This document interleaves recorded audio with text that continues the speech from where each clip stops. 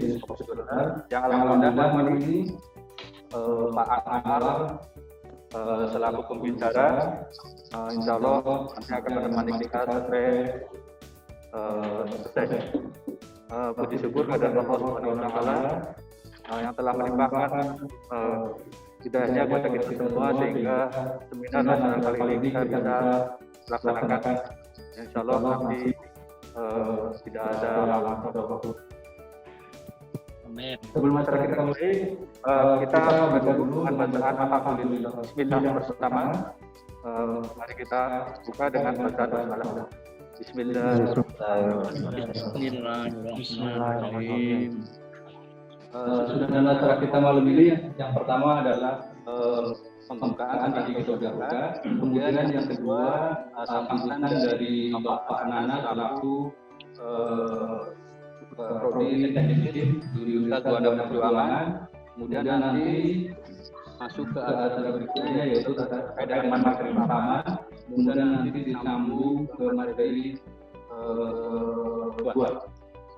Untuk itu kami persilakan kepada Pak Nana untuk memberikan sambutan terkait dengan seminar kali ini. Pada yang terhormat Pak Nana kami persilakan. Monggo Pak.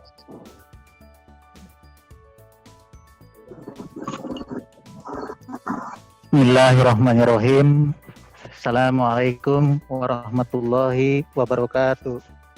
Waalaikumsalam warahmatullahi wabarakatuh.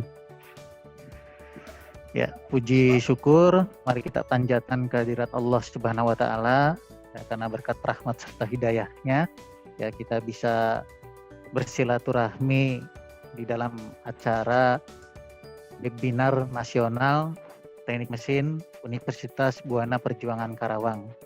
Ya, syukur alhamdulillah ya kita bisa bersilaturahmi di sini walaupun hanya melalui media online ya. Kemudian sholawat dan salam semoga tercurah limpah kepada junjungan kita Nabi besar Muhammad Shallallahu Alaihi Wasallam.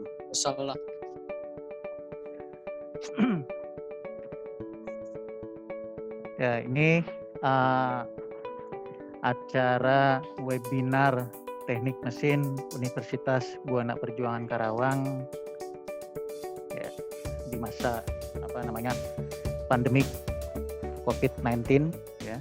Kemudian ya dalam agenda bulan Ramadan juga ya, Ramadan Edition ya.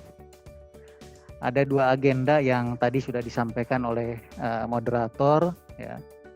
Jadi agenda yang pertama adalah refrigeration in revolution industry 4.0 ya. Kemudian nanti dilanjut dengan writing skill to publishing in Scopus Journal. Yang pertama saya ucapkan selamat datang ya kepada Dekan Fakultas Teknik Pak Ahmad Fauzi. Kemudian yang terhormat juga kepada narasumber Pak Anwar ya, yang saat ini juga sudah join. Kemudian yang terhormat seluruh peserta webinar nasional Teknik Mesin. Satu kebanggaan buat kami panitia ya dari program studi Teknik Mesin Universitas Buana Perjuangan Karawang. Ternyata kegiatan ini mendapatkan apresiasi yang luar biasa. Ya. Tercatat peserta kegiatan ini yang saya dapat laporan dari panitia, ini ada 15 perguruan tinggi ya yang terdaftar. Di antaranya ada dari Universitas Pancasila, kemudian dari Politeknik Kelapa Sawit, kemudian dari Universitas Mercu Buana, ya, selamat datang semuanya ya. Kemudian dari Universitas Negeri Jakarta, kemudian juga hadir juga ini dari Universitas Muhammadiyah Jakarta, kemudian dari Politeknik STMI Jakarta, kemudian dari Universitas Islam Asapiyah, kemudian dari STT Mandala Bandung, dari Bandung juga hadir ya. kemudian dari STT Wastu Kencana, kemudian dari STT Karawang, kemudian ada dari STT Duta Bangsa, kemudian dari Politeknik, tadi udah Politeknik STMI ya, kemudian dari STT Texmako Subang, kemudian dari STT Dr. Kes Mutakin Purwakarta, kemudian yang paling jauh adalah dari Politeknik Ati Makassar. Ya, selamat datang di acara webinar nasional Program Studi Teknik Mesin Universitas Buana Perjuangan Karawang. Kemudian yang membanggakan lagi, ya ternyata acara ini walaupun digelar oleh Program Studi Teknik Mesin, ternyata pesertanya ini ada dari lintas program studi. Ya, kami dapat catatan dari panitia, ya dari Google Form yang panitia share ke rekan-rekan semua. Ini teknik mesin udah pasti tadi ya. Kemudian ada dari teknik industri, ada dari teknik elektro, kemudian ada dari kedokteran. Ternyata ada kedokteran juga yang hadir ya. Kemudian ada dari pendidikan matematika, dan yang terakhir dari manajemen. Ya. Nah itu yang sedikit saya sampaikan ya, karena biar diketahui oleh semuanya ya, sehingga karena bukan cuma sekedar kita share ilmu dari narasumber, tapi juga kita dalam rangka bersilaturahmi ya. Walaupun masa serba sulit ya, kondisi pandemik yang membatasi aktivitas sosial, tetapi kita masih bisa berkarya ya, bisa melakukan satu kegiatan positif ya. Semoga kegiatan ini menambahkan wawasan, pengetahuan buat kita semua ya. Mungkin itu saja yang bisa saya sampaikan ya. Kita sama-sama ya menyimak apa yang disampaikan oleh narasumber nanti ya. Nah, nanti untuk pertanyaan juga bisa disiapkan ya, mungkin bisa lewat chatting ya, sehingga nanti narasumber bisa membacakan pertanyaan dari chatting ya, sehingga waktunya menjadi lebih efektif ya. Jadi dari sekarang bisa disiapkan nanti ya apa yang akan disampaikan ke pemateri ya, kemudian nanti akan dibacakan oleh narasumber ya, untuk disampaikan dibacakan oleh moderator untuk disampaikan ke narasumber, kemudian nanti kita mendengarkan sama-sama penjelasan dari narasumber. Mungkin itu saja yang bisa saya sampaikan ya. Saya mewakili pimpinan atau koordinator program studi Teknik Mesin Universitas Buana Perjuangan Karawang menyampaikan selamat mengikuti kegiatan webinar nasional Teknik Mesin Universitas Buana Perjuangan Karawang tahun 2020. Ya, Angga, waktu saya sampaikan, kembalikan ke moderator. Terima kasih. Assalamualaikum warahmatullahi wabarakatuh. Waalaikumsalam warahmatullahi wabarakatuh. Terima kasih atas sambutannya kepada Bapak Insinyur Nana Radiana STMT SDM. Kemudian kita masuk ke materi kedua terkait dengan Regulation Industry 4.0. Namun alangkah lebih baiknya sebelum kita masuk ke acara tersebut, kami akan coba sampaikan titik pembicara kita malam ini, yaitu Bapak Anwar Ilma Ramadan STMT. Mohon mungkin bisa di satu untuk share background. Nggak bisa.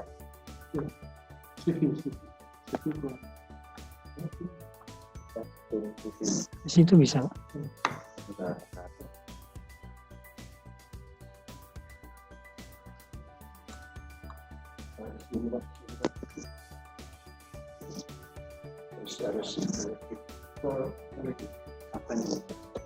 Oke. Benar. Oke, benar. Ngomong dulu ya, saya siapin. Oke, saya bacakan dulu ya. CV-nya Pak Anwar. Tinta ID-nya 257453, kemudian fokus ID-nya 5719934, 57659. Web of Science ID-nya adalah ada 8321 2019. Riwayat pendidikan beliau adalah S1-nya dari Sekolah Tinggi Teknik Teknologi Nuklir Selatan. Beliau lulus tahun 2009. Kemudian S2-nya ditempuh di Universitas Pancasila, lulus di tahun 2012. Kemudian beliau saat ini sedang melanjutkan S3 di Universitas Malaysia Pahang dari 2018, dan insya Allah sebentar lagi akan sidang disertasi. Mohon doanya. Kemudian masuk ke pengalaman mengajar, beliau mengajar di Teknik Mesin Universitas Muhammadiyah Jakarta dari tahun 2012 sampai dengan sekarang. Selanjutnya adalah terkait dengan pengalaman beliau di bidang editor dan reviewer, termasuk juga penyunting jurnal. Beliau sebagai editor intim di Jurnal Teknologi Fakultas Teknik Muhammadiyah Jakarta. Ini sudah terakreditasi Sinta 3. Kemudian beliau juga masuk sebagai reviewer di Jurnal Sains dan Teknologi.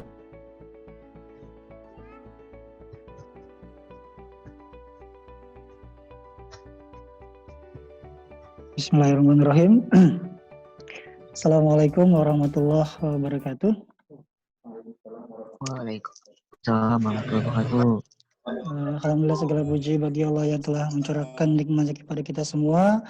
Salawat dan salam semoga tercurah dan teriring kepada baginda Rasulullah SAW serta keluarga, sahabat, dan para pengikutnya yang istiqomah hingga yaumil akhir. Bapak-bapak Ibu sekalian, alhamdulillah pada hari malam ini ya kita dapat bersua kembali dalam acara webinar yang diadakan oleh UBP Karawang yang tentang materi yang pertama tentang refrigeration, lalu yang kedua tentang writing skill ya to publishing in Scopus Journal. Untuk materi 1 dan kedua ini kita ada gap, nanti ada beberapa Q&A. Lalu setelah materi 2 kita ada Q&A juga. Untuk yang materi 1 saya akan tambahkan masalah yang lebih application untuk masalah yang up to date yang berkaitan dengan application refrigerant in Industrial Revolution 4.0. Ya, apa itu nanti saya akan sampaikan. Terus yang kedua nanti saya akan sampaikan juga tentang writing skill gitu ya. Writing skill yang berkaitan dengan academic writing ya, yang tentunya Bapak Ibu sekalian dan mahasiswa sekalian membutuhkan untuk laporan tulisan ilmiah gitu ya, serta nanti di outputnya adalah di publishnya. Nah itu sekelumit prolog yang saya sampaikan. Nantinya akan lebih banyak kita menggali ke writing skill gitu ya, karena saya yakin bapak-bapak, ibu-ibu dan mahasiswa sekalian membutuhkan teknik skill itu. Terus yang pertama tentang materi pertama kita akan kupas masalah application yang terbaru, the next future work yang saya sebutkan di dalam slide saya. Nanti dia lebih application atau applicated di dunia industrial saat ini dan the next gitu ya. Oke. Untuk prolog saya, perkenalkan sebelumnya saya bernama Anwar Umar Ramadan. Kebetulan saya lahir di bulan Ramadan sama dengan bulan ini. Semoga bisa bermanfaat bagi Bapak Ibu sekalian dan mahasiswa sekalian.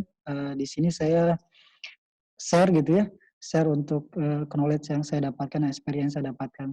Sebelumnya saya ucapkan terima kasih kepada Pak Dekan ya dari FTIK Universitas UBP Karawang, serta saya ucapkan terima kasih juga kepada Pak Nana selaku Ketua Program Studinya Teknik Mesin. Lalu saya ucapkan terima kasih juga kepada Pak Sukarman selaku moderator hari ini, sehingga diizinkan saya untuk men-share gitu ya, share knowledge dan juga share experience daripada akademik yang saya dapatkan selama ini, terutama yang berkaitan dengan nantinya adalah rating skill di Scopus Journal. Oke, saya akan mulai saja Bapak Ibu sekalian. Rule-nya adalah jikalau Bapak Ibu sekalian ingin ditanyakan, nanti ada question ya Pak, Q&A ya. Oke, kalau nanti saya akan jelaskan dulu, saya share dulu apa yang saya dapatkan, kemudian baru kita Q&A ya. Nextnya nanti kita akan lebih banyak ke rating skill. Oke, Bapak Ibu sekalian, izinkan saya, tadi baru nama saya bertugas sebagai dosen teknik mesin di Universitas Muhammadiyah Jakarta. Kebetulan saat ini sebagai Ketua Publikasi Pengelola Jurnal Lembaga Penelitian Pengabdian Masyarakat Universitas Muhammadiyah Jakarta, dan juga kebetulan saat ini sedang PhD candidate, mudah-mudahan tahun ini bisa selesai gitu ya, insya Allah. Topik riset saya PhD berkaitan dengan heat transfer nanofluid, nanti boleh saya akan share berkaitan dengan nanofluid gitu ya. Itu dari saya, tadi sudah disampaikan Scopus ID, Sinta ID, serta Web of Research ID atau Pablons biasanya kita sebut gitu ya. Dan saya kebetulan ditugaskan mendapatkan amanah sebagai editor in chief beberapa jurnal, termasuk di jurnal teknologi, jurnal JASAT gitu ya. JASAT itu jurnal Advanced Science and Technology gitu ya, di Fakultas Teknik Universitas Muhammadiyah Jakarta. Dan ada beberapa editorial board, boleh di-searching nama saya di Google, nanti akan dapat beberapa poin lah gitu ya, termasuk di jurnal Sinta, Untirta, Sinta yang lainnya, Unismu Semarang dan sebagainya.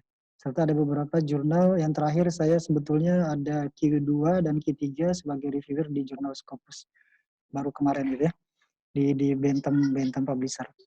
Itu sajalah saya kira kalau dari saya, perkenalan saya, mudah-mudahan nanti bisa kita lebih cair.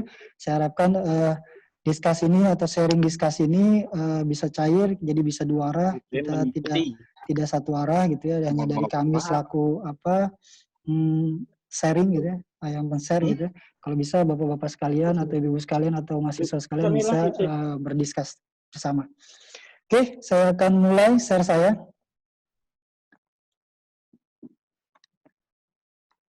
Tentang materi refrigeration in revolution industry 4.0. Ini Bapak Ibu sudah saya kira untuk bagian teknik mesin sudah biasa lumrah gitu ya. Refrigerasi itu kita ingin memastikan kondisi daripada temperatur ruangan kita ini nyaman gitu ya, enak, lebih rendah daripada yang luar, serta kita bisa maintain gitu. Itulah fungsinya refrigerant. Nanti ada beberapa kaitan sistem refrigerant system, lalu ada type-nya, lalu saya akan mencoba yang lebih hot gitu ya, hot application. Itu nanti mungkin Bapak Ibu dan mahasiswa sekalian sudah mendengar bahwa saat ini sedang hot-hotnya tentang nanorefrigerant dengan nanolubricant. Apa itu? Nanti saya akan tunjukkan hasil riset beberapa researcher gitu, beberapa peneliti dan beberapa dosen selain di Indonesia, tentunya ada juga yang beberapa peneliti di luar negeri.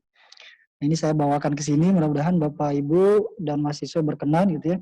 Kalau yang refrigerant biasa kita paham udah siklusnya segala macam gitu ya, termasuk hukum second law thermodynamic. Oke, saya akan sebenarnya karena waktunya sudah terpotong tadi berapa menit, itu biar efisien waktu juga karena tidak terlalu malam. Kalau saya biasa bermalam-malam gitu ya, karena saya kerjanya biasanya malam, tetapi mungkin Bapak Ibu sekalian karena sudah tarawih serta sudah makan, jadinya biasanya datanglah hawa yang tidak diduga itu. Hawa mengantuk gitu ya. Oke, saya akan jelaskan saja di sini bahwa kita punya heat transfer loop gitu ya, in refrigerant system. Kita ada yang indoor air loop, chill water loop, refrigerant loop, condenser water loop, dan cooling tower loop ya. Jadi masing-masing di sini ada beberapa perpindahan yang terjadi gitu ya. Pertama adalah udara terkena water gitu ya. Dia nanti akan berkaitan dengan daripada indoor air loop-nya ya. Nah, ini sudah kita ketahui bersama. Sebenarnya saya ingin menjelaskan yang lebih menarik sebetulnya. Tapi mudah-mudahan bisa diizinkan waktunya gitu ya.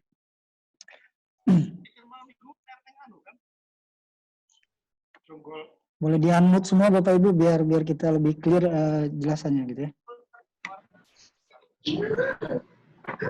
Nah, di dalam tipe refrigerant system, karena saya akan beberapa poin saja yang saya ambil, lalu kita akan beralih kepada update yang lebih menarik di bawah.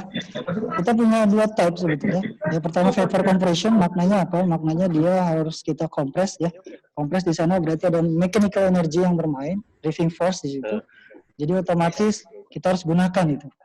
Termasuk gasnya segala macam.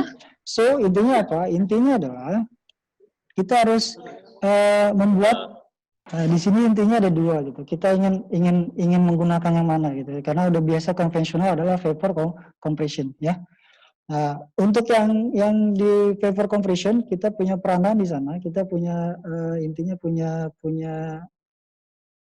yang harus dipahami adalah VCR itu uses mechanical energy as the driving force for refrigerants. Maknanya apa? Maknanya kalau kita ingin mendapatkan ibaratnya temperatur yang lebih rendah dengan low pressure dalam gas yang kita gunakan, berarti kita harus gunakan kompres untuk mendapatkan higher pressure yang lebih tinggi. Ya, sehingga terjadi perpindahan kalor di sana terhadap ambien udara. Oke, ya Bapak Ibu ya, ini prinsip dasar. Jadinya kita harus pahami bersama. Tapi di sini ada selain teknik mesin ya, ada industri, ada apa ya? Tadi sebut apa?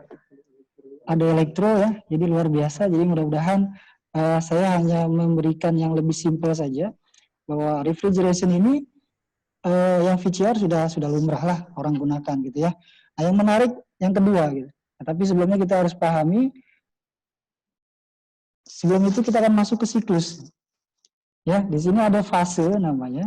Fase yang akan kita bahas ada 1, 2, 3, 4 ke 1. Apa itu?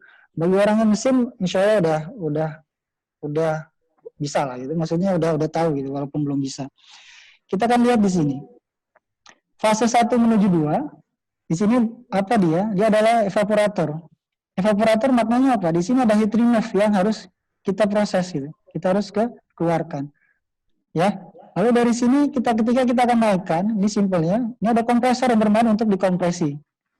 Ya, di sini superheated vapor yang berperan. Oke. Nah, dari 3 menuju 4, di sini the high pressure. Oh. Nah, di sini ada oke. Nah, di sini ada fase 3 4, the high pressure yang bermain gitu. Di sini ada perubahan daripada superheated gas ya menuju kompresor. Bapak Ibu ya. Kalau untuk yang orang yang selain itu mohon maaf, jadi saya akan berusaha seminim mungkin bahasanya jangan bahasa teknik tapi bahasa yang lebih mudah dipahami, jadinya tidak terlalu engineering language gitu ya. Nah, untuk yang fase 4 ke 1 di sini ada expansive gitu. Devices. Maknanya apa? Di sini akan mengeluarkan daripada high pressure tersebut menuju lebih rendah pressure dan kontrolnya. Sehingga dia lebih fasenya daripada gas menuju liquid lalu dia akan turun. Nah, di situ akan masuk ke evaporator. Lalu ada yang kedua Bapak Ibu, disebutnya absorption daripada refrigeration. Maknanya apa? Di sini thermal energy yang bermain. Ya, thermal energy itu energi daripada thermal yang akan mengalirkan refrigeration itu mengatur kondisi udara, kondisi tetapan temperatur lebih rendah daripada dari luar. Nah, untuk absorpsi refrigeration di konsep ini ada beberapa sebetulnya dari beberapa paper yang saya dapatkan atau dari beberapa literatur yang saya dapatkan. Ini saya akan kasih contohnya 2. Maknanya apa sih bedanya absorpsi ini? Gitu ya. Absorpsi ini intinya adalah yang paling simpelnya, sebentar saya kasih tahu di sini. Di sini ada refrigerant water ya yang terevaporasi. Di sini berarti simpelnya gimana ya? Saya harus ada bantuan energi termal dari panas suatu sistem yang bisa kita gunakan untuk mengatur kondisi temperatur yang lebih rendah daripada kondisi temperatur di luar atau ambient daripada temperaturnya. Sehingga dia akan menyebabkan lebih turun udaranya, lalu dia akan perubahan fase gasnya dan kondensasinya lebih minim. Sehingga akan mengakibatkan efisiensi atau COP-nya lebih tinggi. Nah, itulah yang ada 2 type yang biasa digunakan dalam refrigerasi sistem. Ya Bapak Ibu sekalian. Oke, nah kalau yang ini ada absorber di situ. Absorber itu apa? Absorber itu dia akan menghambat sebetulnya, akan menghambat daripada beberapa part of yang ada di suatu sistem refrigeration system. Ya, ketika kita ingin mendapatkan udara atau kita akan dapatkan temperatur yang lebih rendah dengan menggunakan low pressure, maknanya apa? Maknanya the heat generated in the absorbing process ini kita akan buang daripada sistem satu ke sistem yang lainnya. Contohnya adalah kalau di sini adalah chiller water gitu ya. Dengan temperatur dia masuk ke 12 degree, kalau dia akan keluar 27 degree, di sini yang bermain refrigeran waternya untuk dia mendinginkannya. Disebut thermal energinya. Ketika dia selanjutnya dia kan vapor. Vapor itu kalau kita itu kayak buih-buih gitu ya. Nah kalau yang saya akan gunakan bahasa di luar engineering biar ada di luar daripada engineering dia bisa lebih paham gitu ya. Nah dia akan pindah. Dia akan kalau kita sebut transfer gitu ya. Bertransfer kepada satu sistem yang lain. Nah disinilah yang akan menyebabkan dia mengalami penurunan gitu ya. Penurunan daripada evaporator dan refrigerannya yang bermain di dalam suatu siklus closed loop daripada suatu refrigeran sistem yang menggunakan absorpsi. Nah, di sini saya skip yang ini, saya akan jelaskan yang lebih menarik. Nah, di sini Bapak Ibu. Nah, di sini saya akan jelaskan ada beberapa aplikasi gitu ya, application yang tadi saya sudah sebutkan. Kita boleh menggunakan konvensional atau vapor compression daripada refrigeration atau menggunakan absorpsi. Nah, di sini saya akan menjelaskan permasalahan atau application yang menarik the next future works, yaitu apa? Penggunaan nanofluida di dalam refrigeration system. Nanofluida itu apa? Nanofluida itu adalah dia nanopartikel yang berukuran 10 miliar gitu ya. Jadi kalau dibilang itu pangkat 10 pangkat min 9 gitu ya. 9 meter namanya disebut nano. Nah, si Choi dari tahun 95 sudah menyampaikan itu, dia sudah mengeksplor itu. Dia adalah peneliti dari MIT. Dia menyatakan minimum dimension daripada nanofluid itu adalah 10 hingga 100 nanometer. Nah, nanofluid ini yang diinjek atau didisperse ke dalam satu sistem refrigeransi yang kita punya. Dia pasti closed loop gitu ya. Dia akan melalui beberapa tahapan, tetapi ada dua komponen yang menarik yang bisa kita gunakan. Pertama adalah sebagai coolant, yaitu nanolubricant dalam kompresor kita, atau nanorefrigerasi di dalam suatu evaporator kita. Kita tinggal pilih mana yang mau kita gunakan. Tujuannya apa? Tujuannya adalah increase heat transfer coefficient kondensasinya, atau kita ingin menaikkan COP-nya, yaitu coefficient of performanya dia. Dan yang jelas kita juga ingin menurunkan daripada energi yang terjadi di pompa dan sebagainya daripada suatu sistem refrigerasi sistem. Ya Bapak Ibu sekalian, nah si Choi ini sudah melakukan itu, dia eksperimental dan teoritik gitu ya, dia menggunakan nanopartikel. Nah, nanopartikel itu ada yang nanopartikelnya hanya satu, disebutnya mono nanofluid, atau dua dan lebih, disebutnya hybrid nanofluid. Ini Pinto et al., Sarkar et al., dia sudah menyatakan itu dalam paper-papernya. Nah, yang menarik yang tadi saya sebutkan, yang ketiga, berdasarkan paper yang ada, yang terbaru 2018 sebetulnya, ada 2019 sekarang sedang di proofread, itu kebetulan dari tim lab kita gitu, yaitu tentang application of nanofluid in refrigeration, heat pump, and air conditioning system for improving performance. Maknanya apa? Itu dalam satu siklus itu bisa kita up semuanya, kita bisa improve dengan menginjekkan atau mendispersikan nanofluida atau nanopartikel di dalam suatu coolant yang akan kita gunakan atau refrigeran yang akan kita gunakan. Nah, yang tadi saya sebut, refrigeration system ini ada beberapa paper yang sudah publish gitu ya. Dia banyak yang concern nanorefrigeran dan ada yang nanolubricant, dan terakhir adalah sebagai coolant. Secondary refrigerant for evaporator sites and coolant for heat rejection site. Ya.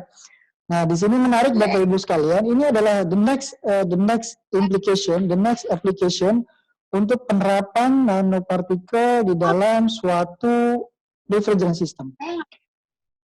Apa itu nanofluida? Gimana cara buatnya? Ini ada beberapa method sebetulnya. Yang pertama adalah menggunakan one step method di sebelah sini, Bapak Ibu. Ya, one step method maknanya hanya satu siklus saja, satu step saja. Jadi dia tidak lagi menggunakan embel-embel apa. Ketika kita prepare nanofluida, kita mixing, lalu kita tahu karakterisasinya, lalu kita gunakan. Itu adalah disebut one step method. Untuk yang two step method, di sini ada beberapa step sebetulnya. Stepnya nanopartikel preparation ini dia menggunakan nanopartikel apa? Dia menggunakan metal, komposit atau and so on gitu ya. Lalu di characterization, lalu di sini ada mixing. Jadi sebelum dia ke mixing, dia characterization dulu. Lalu ultrasonication itu adalah homogenize atau homogenesis atau homogenize gitu ya, pembuatan homogen. Lalu ada characterization of nanofluidnya, dicek lagi baru digunakan. Itu adalah yang berlaku secara dua step method. Ya. Oke, nah yang menarik berdasarkan beberapa paper yang sudah publish gitu dan beberapa riset yang sudah publish berkaitan dengan nanorefrigerant untuk Industrial Revolution 4.0, yaitu apa? Di sini ada yang saya highlight adalah pertama heat transfer coefficient-nya better gitu, maksudnya lebih improve-nya lebih tinggi. Tingginya seberapa nanti akan saya tunjukkan. Lalu ada compact and light refrigeration system. Di situ berarti ada penyatuan satu part off gitu ya. Karena kita ingin closed loop yang lebih aman gitu. Karena orang pasti khawatir juga nanofluida ini akan loss-nya seperti apa dan bla bla bla something like that gitu. So jadi dia akan membuat lebih compact secara material dan secara dimensi dan yang lainnya. Termasuk kita desain ulang gitu ya. Lalu yang terakhir ada masalah konsumsi power dari kompresor dan energi listrik yang digunakan. Nah, nanopartikel itu pun beberapa paper gitu dia menyatakan bahwa dia bisa mempertahankan umur daripada kompresor yang digunakan. Mengapa begitu? Nanti saya kasih sekelumitnya. Nah, ini ada beberapa paper yang sudah beberapa researcher gitu, ada beberapa peneliti yang sudah dia melakukan research gitu ya. Itu dari tahun 2008 hingga dari tahun sekarang sudah ada beberapa. Nah, nano refrigerant yang dia gunakan ada 134.A gitu, 134A, 410A, 600A, 134A dan yang lainnya. Nah, untuk nanopartikel yang digunakan ada dia menggunakan mono nanofluid, dan ada sebetulnya yang sudah menggunakan hybrid nanofluid, tapi di sini tidak tercatat. Ya. Nanopartikel pun ada diameternya masing-masing, ada yang 50 nanometer, ya. Lalu dia menulis observasi atau findingnya adalah energy consumption dia menurun, gitu, ya, dapat ditekan hingga 26.1% ya, dengan menggunakan 0.1 berat di sini persen berat untuk titanium dioxide, ya. Yang terbaru adalah 2015, di sini ada Soliman, ya, dia menggunakan aluminium untuk refrigerannya 143 gitu ya. Performa increase-nya dia luar biasa, dia bisa naik 10.5% ya, dengan 13.5 less energy consumption. Jadi maknanya di sini dia improve bisa 10% lebih ya, sedangkan energinya bisa dia tekan di bawah 13.5%. Nah, ini adalah kajian yang menarik yang saya bagikan kepada Bapak Ibu sekalian. Disinilah dunia nanoteknologi yang punya peranan untuk the next future gitu ya. Walaupun kita yakin Indonesia saat ini mungkin belum terlalu interesting gitu ya, karena berkaitan dengan pemotongan dana segala macam dengan COVID. Saya yakin semua negara pun saat ini sedang mengurangi dana untuk risetnya ya, termasuk di Malaysia sekalipun ya. Jadi kita bisa share, ini saya tunjukkan yang berkaitan dengan penerapan nanofluida di refrigeration system di dunia ya. Oke, tadi nanorefrigerant sudah. Nah, Pak, bagaimana cara nanorefrigerant itu kita buat? Nah, ini yang menarik. dia kan kondisinya adalah seperti lainnya kalau kita gas gitu. Tahunya adalah gas. Gimana caranya? Ada beberapa paper dia yang menarik orang India, dia lebih simpel gitu. Ketika dia buat dalam liquid, dia inject nano partikelnya, dicampur gas dengan air. Nah, bagi saya ada something lah mistik gitu ya. Karena nano refrigerant itu ya seharusnya kita bisa gunakan untuk gunakan dalam gas, tapi dia dalam gunakan liquid. Nah, itu yang berbahaya gitu ya. Nanti saya tunjukkan lagi. Ini yang kedua adalah kita ingin meningkatkan performa daripada sistem refrigeration system kita itu dengan menggunakan nanolubricant. Nah, ini kebetulan di lab kami sudah membuat nanolubricant dengan menggunakan mono nanofluid dan hybrid nanofluid. Gitu ya. Ini saya akan jelaskan. Lubricant ini nanti dia akan inject di dalam sistem refrigeration system kita. Kita akan inject di dalam kompresor. Nanti dia akan siklus di dalam secondary sistemnya.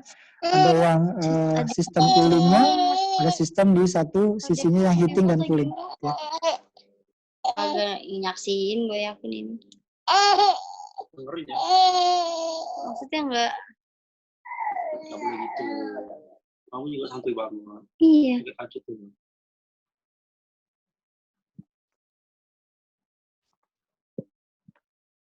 Ya, oke. Sebentar. Oke. Nah, ini untuk yang nanolubricant, ya. Untuk yang nanolubricant ini ada beberapa paper, yang terakhir 2014, yang terakhir juga ada 2018 gitu ya.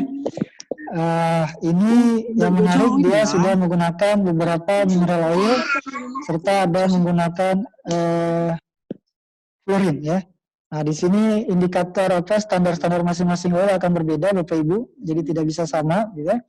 Jadi tolong. Jadi ketika riset yang dilakukan oleh mereka ini, dia akan beda adaptationnya untuk ketika digunakan atau perlakuannya. Ketika kita menginjak nanopartikel di dalam suatu oilnya, ya.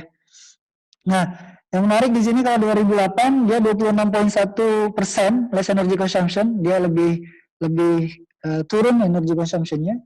Dan dia untuk penggunaan 134 itu dia lebih tinggi NS availability-nya ya dibandingkan kalau kita menggunakan mineral oil biasa ataupun oil yang lainnya.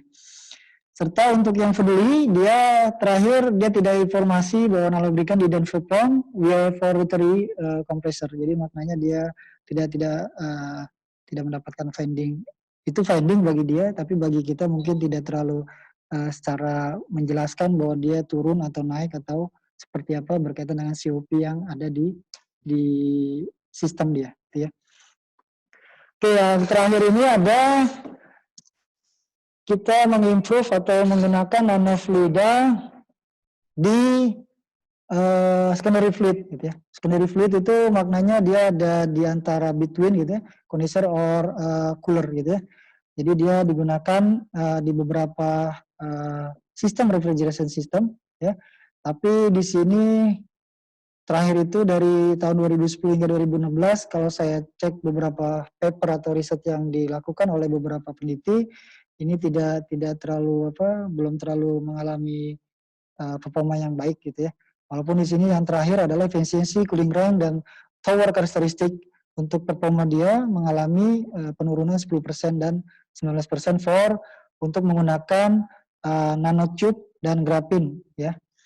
Di sini dia menggunakan dua nanofluid yaitu nanotube dan nanoporous grafin water ya. Dan ini untuk yang evaporator side ya. Dan terakhir dia 2016 dia menyatakan Vasconcelos ya et al. Dia menyatakan dia menggunakan nanotube juga dengan diameter ring fraksi volume 0 hingga 021 fraksi volume.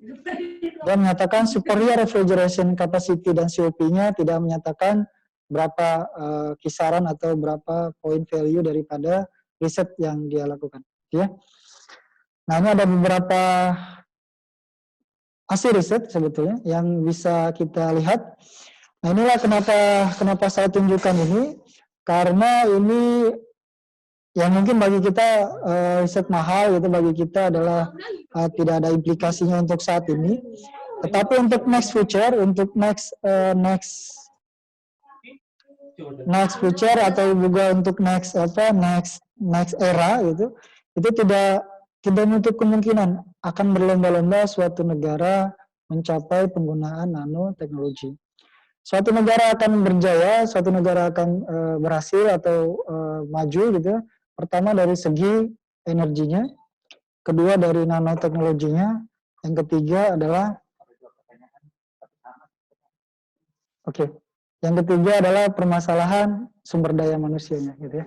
Jadi mudah-mudahan itu bisa kita upayakan bersama. Jadinya Bapak Ibu dan mahasiswa sekalian, yang saat ini saya tunjukkan mungkin tidak terlalu berkesan gitu ya untuk saat ini, tapi bisa jadi 5 tahun 10 tahun lagi, why not ya? Apakah Indonesia mau jadi negara yang hype gitu ya, jadi negara yang maju, atau only sebagai negara pengekor gitu ya, negara yang walaupun itu kita udah maju, udah dimasukkan oleh Amerika sebagai negara maju dari sisi ekonomi, tetapi belum sebagai sisi teknologinya maupun sisi SDM-nya. Itu saja dari saya. Kalau ada Q&A silakan, karena bagi-bagi waktu gitu. Ini udah 21.17. Mangga silakan apabila ada pertanyaan Bapak Ibu sekalian dan mahasiswa. Kalau tidak ada nanti biar saya skip, kita bisa masuk ke yang routing Scopus, jadi Q&A-nya bisa ditambahkan atau di belakang gitu. Monggo kalau sepakat. Oke Pak, terima kasih Pak atas materi yang diberikan. Ini ada beberapa pertanyaan yang kami catat dari tadi. Pertama itu dari Bapak Insinyur Suwono. Ini pertanyaannya adalah terkait dengan trigger pada pribadi ya. Apakah ada tool tertentu sehingga bisa disebut sebagai revolution industry 4.0? Ini dari pertanyaan Pak Insinyur. Terus yang mungkin ditanggapi dulu Pak, ini ada 2 pertanyaan yang saya catat, nanti setelah pertanyaan pertama kami dijawab, nanti yang kedua akan sampaikan lagi. Kami silakan kepada Pak Anwar. Ya, oke, tadi ada Pak Insinyur Suwono ya Pak. Terima kasih Pak atas pertanyaannya. Oke. Saya bacanya Pak. Oke. Ya. Untuk Prof. Insinyur Suwono, permasalahan tools ya. Apakah ada tools tertentu sehingga bisa disebut sebagai revolution industry gitu. Kalau yang ada gitu ya, refrigeration ini sebetulnya topik yang menarik gitu ya. Karena kalau udah masuk industrial revolution, maknanya kita udah permainan adalah ke IT system gitu ya. Lalu kita masuk ke database system, lalu kita masuk ke AI gitu ya, artificial intelligence system. So kalau kita ingin menggunakan industrial revolution lebih ke arah tools yang tadi, itu bisa saja sebetulnya kita bisa gunakan gitu ya. Tapi permasalahannya sistem mana yang mau kita adopsi, sistem mana yang mau kita gunakan gitu ya. Nah, kalau dari beberapa paper yang saya dapat gitu, dia sudah yang terbaru 2017 atau 2018, dia mulai menggunakan tools-toolsnya ke arah controllernya Pak. Dia ke arah lebih banyak ke controllernya dengan langsung terdetek secara real time. Misalnya seperti itu. Jadi saya apabila saya pergi kemanapun, saya punya data, misalnya pressure ini berapa, saya punya temperatur ini datanya berapa. Jadi lebih ke arah aplikatif database dan penggunaan aplikasi sistem IT untuk mempermudah informasi daripada penggunaan refrigerant sistem yang kita punya. Lalu nanofluida dan refrigerant itu mana yang the best, mana yang better, mana yang lebih baik? Secara ilmiah, secara teoritis, nanofluida itu dia adalah nanopartikel yang didisperse kepada suatu coolant atau liquid atau gas. Ya, fluida itu adalah liquid dan juga termasuk gas. Nah, dalam nanofluida itu berarti maknanya kita ada nanopartikelnya di dalam Pak.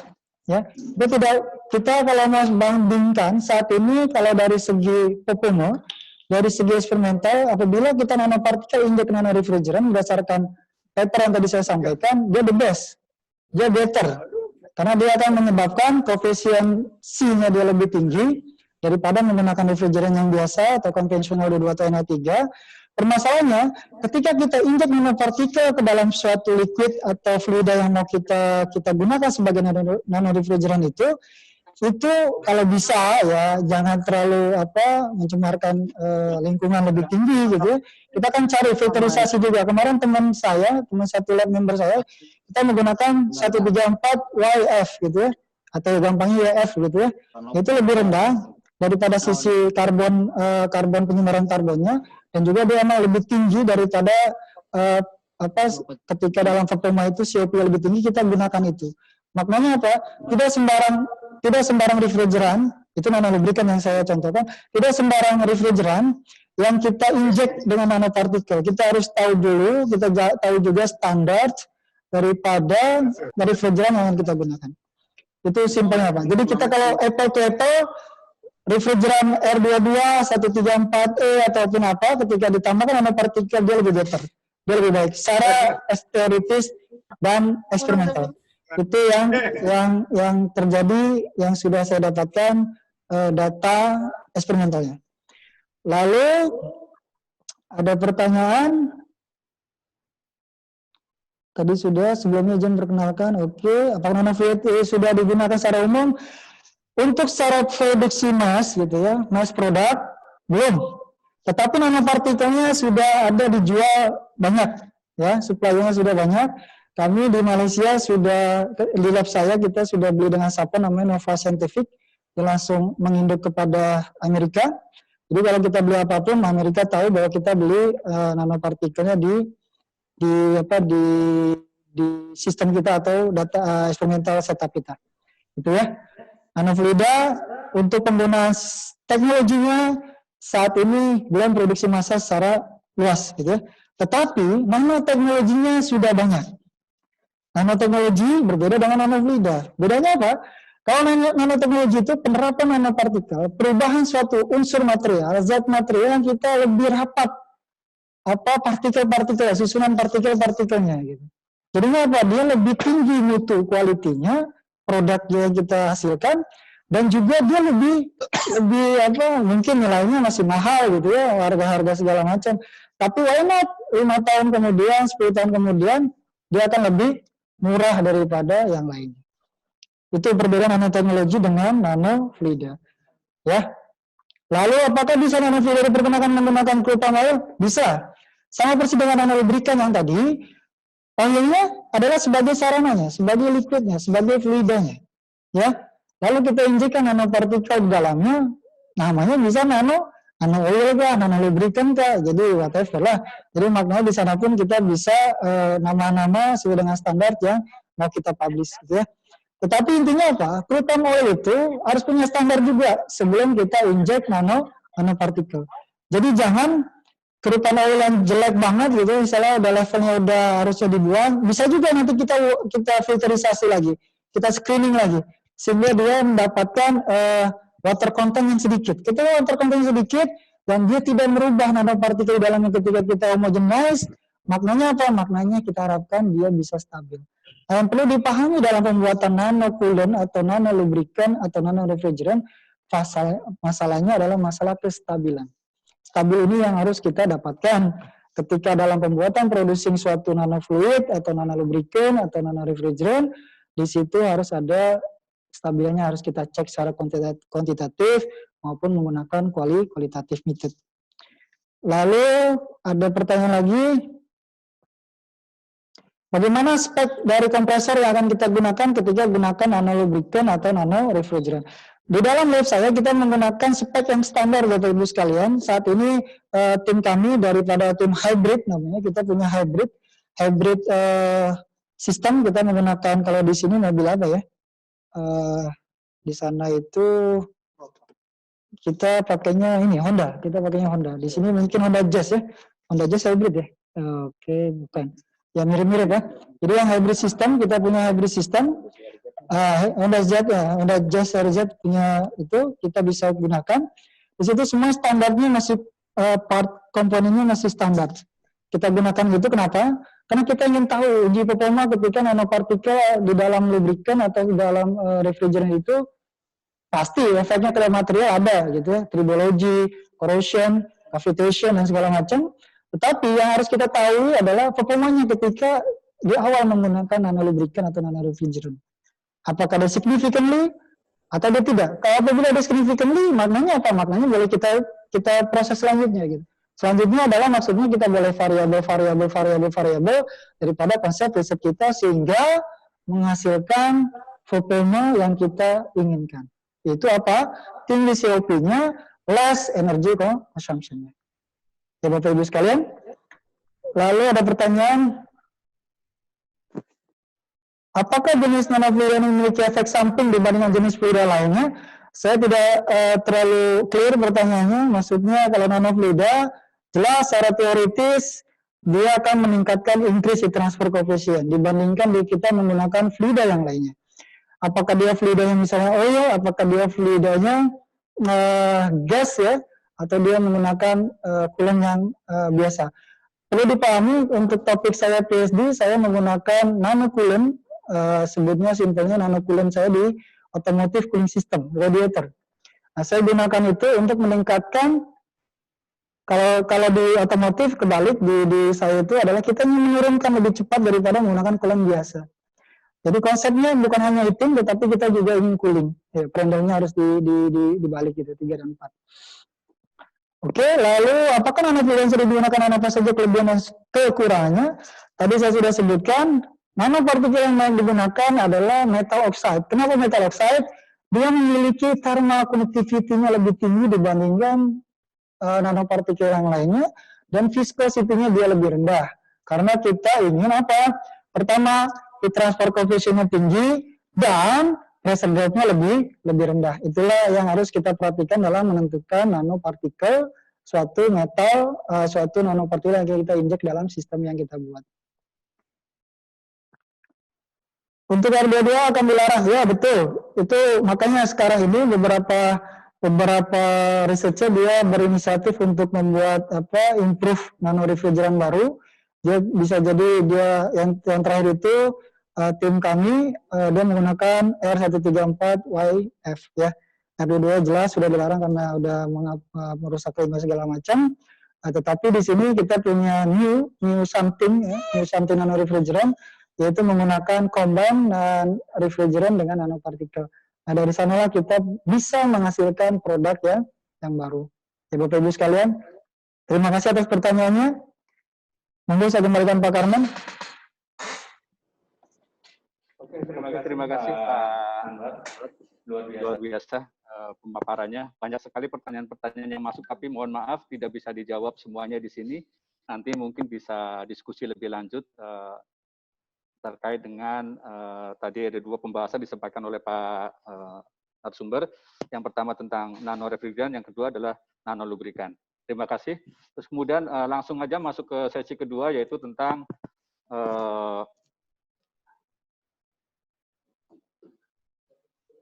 writing skill to publishing in Scopus Journal.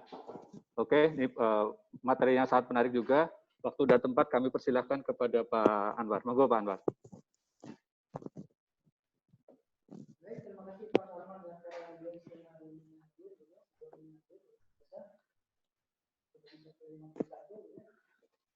untuk yang sesi selanjutnya, materi kedua, saya akan share masalah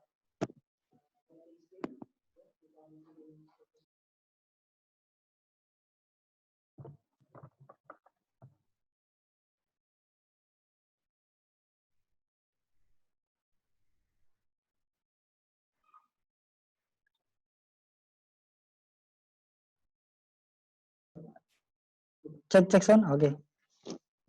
Ya, terima kasih Bapak Ibu sekalian. Insya Allah untuk sesi kedua ini saya akan men-share gitu ya, men-share berdasarkan strategi serta ada beberapa experience yang saya lakukan selama beberapa tahun ini.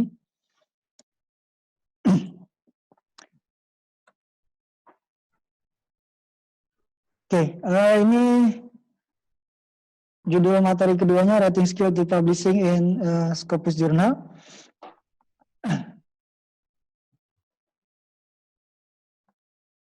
Oke. Nah, untuk kita membuat paper, kita untuk membuat suatu artikel ilmiah, Bapak Ibu biasanya menyebut itu berdasarkan apa PhK gitu, atau terbitan berkala ilmiah. Jadi intinya di dalamnya adalah artikel. Jadi Bapak Ibu harus pahami juga ada jurnal dan ada paper. Paper itu adalah hasil riset kita yang kita tulis, lalu kita tulis secara apa? Secara singkat, tidak panjang gitu ya. Kalau panjang namanya laporan, tetapi untuk paper dia singkat sekali. Roughly average face to face-nya adalah paling kalau double column bisa 10 gitu, tapi kalau dia single column bisa minimal 16 halaman. Nah, di situ itu adalah harus ada kepiawaian daripada atau skill yang harus kita punyai gitu ya, melihat daripada kemampuan kita pasti ada yang lebih, ada yang kurang gitu ya. Jadi kita harus sering-sering menulis gitu ya. Itu intinya di dalam suatu writing skill. Nah, sebelum menginjak ke sana, kita harus pahami bersama bahwa untuk mendapatkan paper yang baik, maknanya apa? Maknanya kita harus melakukan riset yang baik. Nah, riset itu harus jelas, harus clear, dan dia harus mempunyai quality yang oke. Lalu kalau quality riset kita jelek, berarti kita tidak mendapatkan paper yang bagus, Pak. Ada juga gitu beberapa member gitu ya, dia mungkin risetnya bukan kurang bagus, tapi kurang kualitinya gitu ya. Cara data mungkin datanya cukup, tapi tidak lebih, tidak terlalu bisa diekspor lagi analisis datanya. Dia bisa untuk menghasilkan paper yang baik. Dengan cara apa? Dengan cara dia menulis writing skill-nya yang baik juga gitu. Nah, ini ada slide saya tentang riset dan diseminasinya. Riset itu ya tadi kita harus based on daripada riset data yang akan kita buat di dalam paper kita, karena output dan outcome serta impact-nya harus jelas Bapak Ibu. Apabila kita riset hanya sekedar melepas keguguran kita untuk tridharma pendidikan saja, atau teman-teman mahasiswa hanya untuk lulusnya saja, mendapatkan gelar sarjana atau bachelor, so hanya dapat di situ sajalah gitu ya. Tapi riset yang baik itu dia adalah ke ujung paling bawah, dia punya impact Bapak Ibu sekalian. Nah, ini memang tidak mudah, ini perlu kerja keras termasuk saya pun ya. Saya saat ini baru di proses drafting pattern gitu ya, pattern untuk model desain yang saya dapatkan dari hasil hibah bersama tim saya di Fakultas Teknik Universitas Muhammadiyah Jakarta. Nah, ini impact-nya belum terasa Bapak Ibu, baru saat ini adalah ke step yang ini. Outcome-nya, yaitu luarannya, publish-nya sudah gitu ya, lalu bukunya sudah, hakinya sudah, lalu apalagi, nah pokoknya intinya sudah, luarannya sudah semua. Yang belum adalah kita menuju impact. Nah, riset yang baik itu dia harus punya kolerasinya dengan si impact-nya ini. Apabila riset kita asal-asalan, output-nya bisa asal-asalan, outcome-nya juga bisa asal-asalan, dan impact-nya pun bisa asal-asalan. Jadi Bapak Ibu harus perhatikan ini, serta mahasiswa juga harus perhatikan ini. Apabila kita ingin sukses di dunia pendidikan ini ataupun di dunia akademiksi ini, ya tolong ditanamkan bahwa dalam diri kita bahwa riset itu harus berkualiti, gitu ya. Nah, di sini ada figure gitu, ada gambar. Kita mau pilih yang mana? Ya, ini ada dua option sebetulnya. Tidak terlalu kelihatan. Oh, kelihatan yang bawah ya. Di situ ada yang mau jadi scientist atau hanya kum atau lulus yang tadi saya sebutkan gitu. Nah, apabila kita ingin menjadi yang scientist, ya maknanya kita harus merintis gitu. Riset yang baik, publikasinya oke, insya Allah jadi saya scientist. Apabila kita hanya ingin sekedar saja, ya ujung-ujungnya adalah di kum gitu ya, atau lulus atau dapat reward. Ya just itulah. Jadi maknanya apabila kita dalam Islam kita udah paham bahwa semua tergantung daripada niat. Kalau niat kita ingin hijrah karena Allah, insya Allah hijrah kita akan baik karena Allah juga. Kalau hijrahnya adalah ingin mendapatkan sesuatu hal yang bersifat money seperti ini, harta, tahta dan segala macam, ya insya Allah akan mendapatkan itu saja. Ya, Bapak Ibu sekalian, jadinya kita harus niatkan dalam hati bahwa ingin writing skill ini berhasil, niatnya harus dirubah. Yaitu apa? Nanti saya akan tunjukkan bahwa kita tujuannya adalah men-share knowledge yang didapat oleh kita, diperoleh dari kita, dari hasil riset yang kita lakukan. Nah, di sini siapa yang sudah kenal Bapak Ibu? Ini sudah saya tunjukkan logo-logo di dalam slide saya. Yang paling atas itu Scopus ya, dan Thomson Reuters sekarang ini sudah berubah menjadi Web of Science ya. Ini ada 2 kutub, yang satunya sebelah Europe, Scopus itu Europe, dan satu lagi Thomson Reuters itu adalah USA ya. Nah, ini adalah yang paling top saat ini. Jadi kalau Bapak Ibu bilang kenapa indexing kita Scopus ya, saat ini dunia menggunakan Scopus dan Web of Science. Kalau kita mau perang ya silakan kita bikin sistem database indexing yang kuat gitu ya.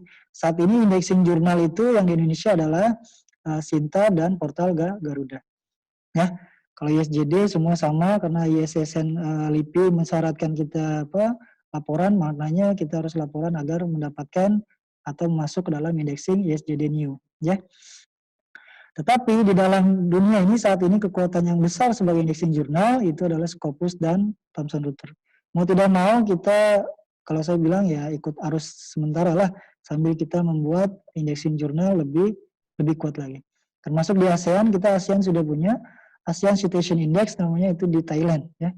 Malaysia juga punya Malaysia Citation Index MIT gitu ya. Dan kita punya namanya Sinta ya. Nah, Bapak Ibu sekalian, ini adalah kekuatan dunia untuk indexing jurnal yang tinggi gitu ya. Dan ini adalah yang lebih rendah. Lalu kenapa rendah? Karena Google Scholar ini dia everything masuk gitu. Metadatanya masuk. Apakah dia patent, apakah dia books, ataukah dia paper conference, apakah dia paper jurnal, semuanya masuk. Jadi tidak ada pilih kasih oleh Google Scholar. Jadinya apa? Jadinya Google Scholar ya happy lah karena semuanya bisa masuk ke dalam indexing dia. Nah, indeks Copernicus dan 2J ini serta EBSCO dia masuknya ke middle indexing jurnal. Kenapa middle? Karena dia yang lebih bisa menjaga, kalau saya bilang kualitinya lah. Kalau indeks Copernicus ini dia punya efek faktor sendiri, 2J tidak punya, ya. Jadi dia punya kelebihan dan kekurangan. Tetapi yang saya klik ini indeks Copernicus, 2J, EBSCO dan Microsoft Academic Search, dia masuknya ke level middle indexing journal. Jadi kalau Bapak Ibu melihat logo ini di jurnal-jurnal yang Bapak Ibu ingin submit atau ingin publish, berbangga hatilah gitu ya. Jadi sudah masuk ke middle indexing jurnal. Kalau yang ini pasti Bapak Ibu menginginkan gitu kan, karena kita ingin paper yang kita publish ini bisa di-cite, bisa diunduh, bisa di-download oleh orang seluruh dunia untuk paper yang mereka tulis dengan kualitas yang lebih tinggi juga. Jadinya kita akan terbawa Bapak Ibu sekalian. Nah, kalau yang open access jurnal ini apa Bapak Ibu sekalian? Open access ini adalah menandakan bahwa jurnal yang akan kita publish atau tempat jurnal yang akan kita publish di sana, dia free untuk download, bukan untuk publish, ya. Open access maknanya apa? Maknanya untuk download paper kita itu free dia. Itu disebut open access. Nah, kalau yang di sini OJS itu Open Journal System, dia adalah tempat jurnal kita untuk di-online-kan. Ada beberapa negara dia tidak menggunakan OJS, dia membuat sendiri, silakan gitu ya. Tapi yang paling power saat ini adalah OJS daripada Kanada ya. Nah, ini ada 3 ini, Mendeley, Zotero, Inode itu apa Bapak Ibu? Ini adalah reference manager. Apa itu? Itu adalah tools untuk kita membuat site dan daftar pustaka di paper yang kita tulis. Apabila Bapak Ibu tidak menggunakan reference manager, ketika kita ingin publish atau submit di suatu jurnal Scopus, dia akan bisa kedetek bahwa ini papernya menggunakan atau tidak. Ya, contoh case kemarin saya menolong gitu, ada paper dari kawan gitu ya, member, dia mau submit ke Sinta 2 mensyaratkan harus menggunakan reference manager Mendeley.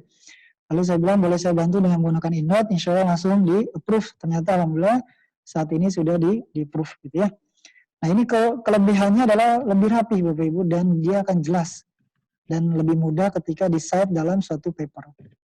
Nah, inilah yang harus kita pahami bersama. Ini bagian sebetulnya, logo-logo ini adalah bagian daripada kita untuk mempublish paper kita atau artikel ilmiah kita atau manuskrip kita ke dalam suatu jurnal. Ya, kita harus pahami ini. Oke. Nah, saat ini era digital Bapak Ibu, maksudnya apa? Semua terkonektivitas. Jadi harus pahami juga saat ini apabila dosen kita sudah terkonektivitas, mahasiswa juga terkonektivitas, Simbel Mawa dan segala macam, termasuk kita Simditapmas adalah penelitian kita dan Pemnas, lalu kita BKD, kita segala macam, termasuk untuk kepangkatan saat ini udah PAK dan Sijali. Jadi kita harus pahami juga semua serba online, semua dengan jaringan www.sekian itu akan terkonek semuanya.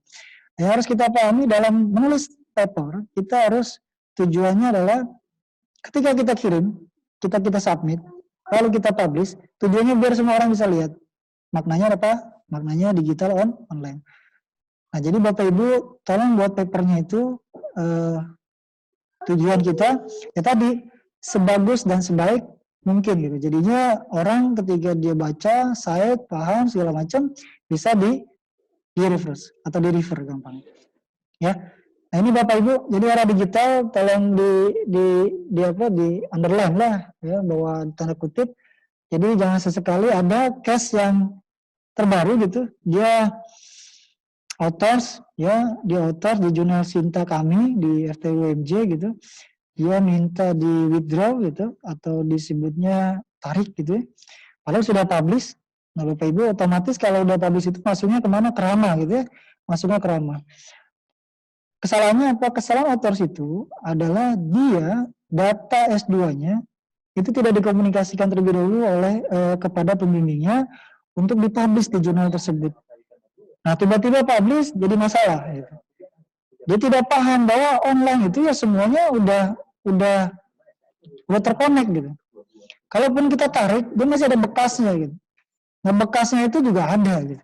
Walaupun RAMA mengatakan tidak kok, tetap ada di RAMA itu tetap ada. Cuma nanti disebutnya withdraw gitu ya. Dia disebutnya tidak terpublish lagi gitu. Dan akan kosong di dalam suatu edisi yang jurnal tersebut publish. Nah, ini harus dipahami Bapak Ibu. Kita harus menghargai kinerja kesusahan daripada tim editor suatu jurnal.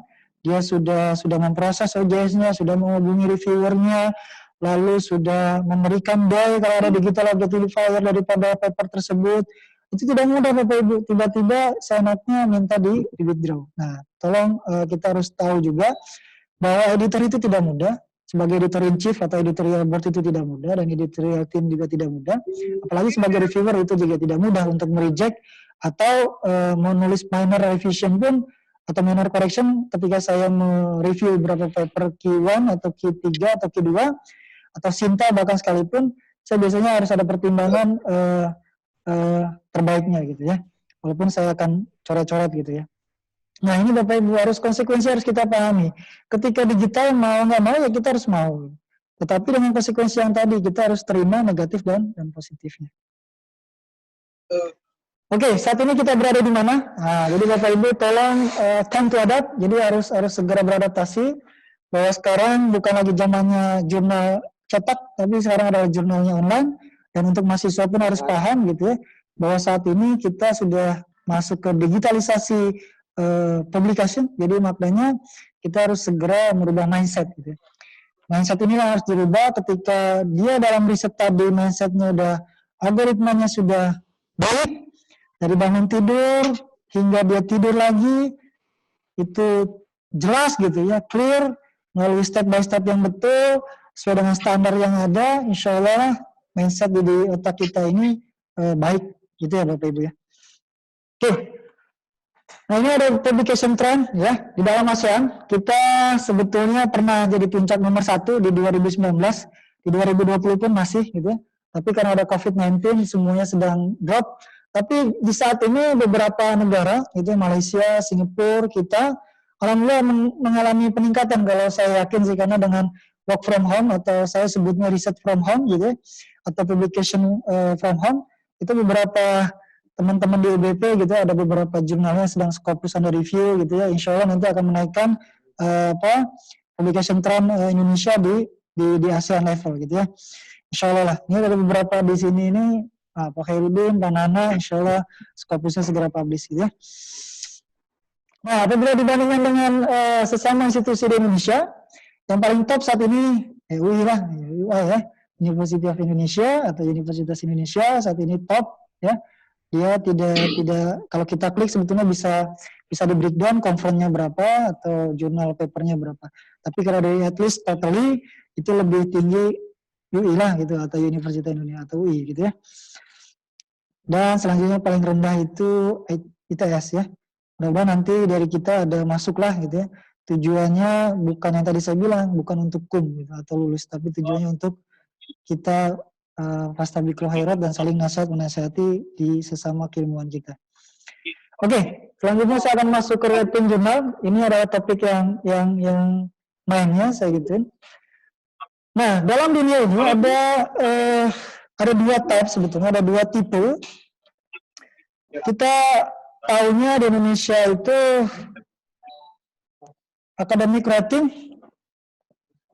dan juga ada creative rating gitu ya. Academic rating maknanya apa? Mengikuti standar gitu ya, mengikuti ada format penulisan ilmiahnya gitu. Tidak bahasanya tidak boleh okem atau gue atau di sini sebutnya bahasa apa ya? Bahasa kayak mantul itu nggak boleh, mantap itu tidak boleh kalau nggak pakai B gitu ya. Nah, tapi intinya apa? Intinya kalau academic rating dia harus punya standar.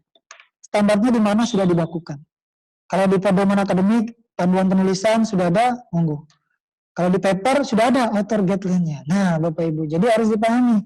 Ketika kita mempublish sesuatu apapun itu, paper kita di suatu jurnal, perhatikan atau baca secara seksama dan sesingkat-singkatnya author guideline. Author guideline itu penting. Apabila kita tidak baca atau baca setengah-setengah, insya Allah ada dua kemungkinan Bapak Ibu, reject cepat atau reject lambat gitu ya. Jadinya tidak ada yang di proses yang review. Nah, itu kita harus menghindari itu. Kalau creative rating gimana ya ini?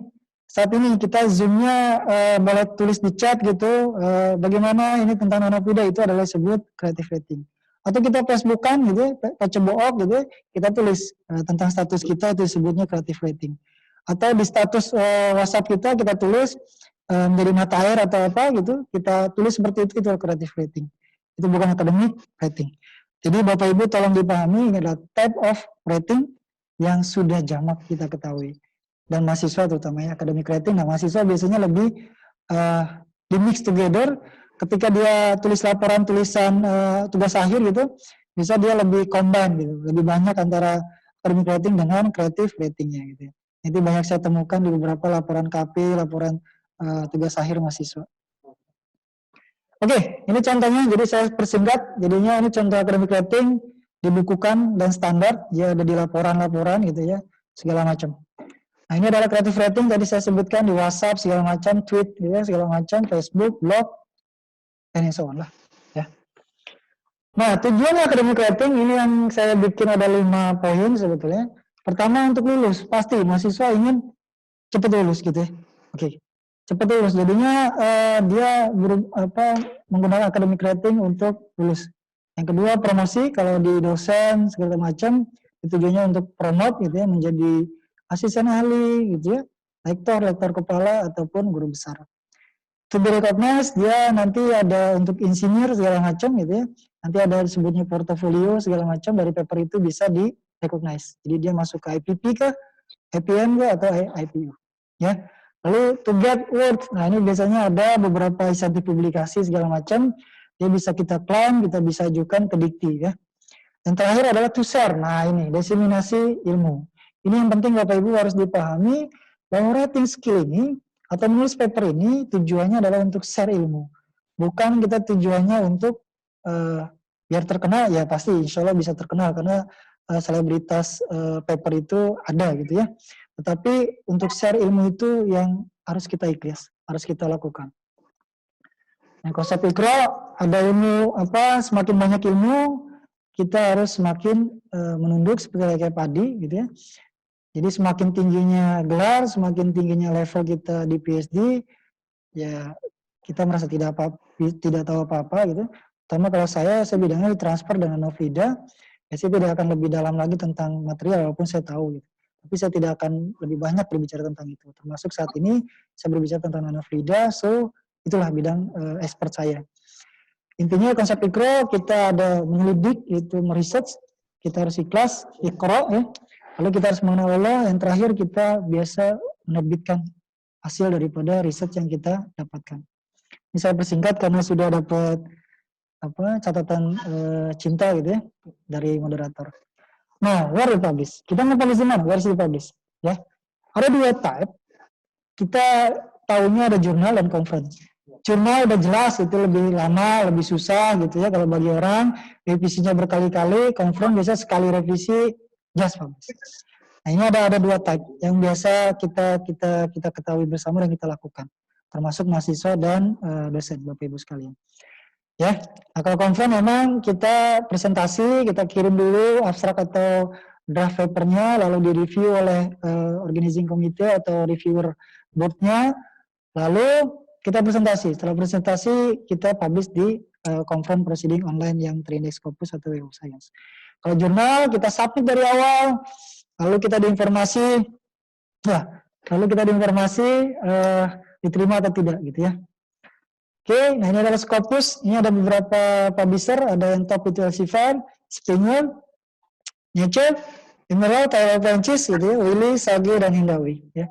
Masing-masing ada yang free, ada yang EPC berbayar gitu ya. Jadi Bapak Ibu harus pahami. Nah, perbedaan Scopus dengan Web of Science itu apa?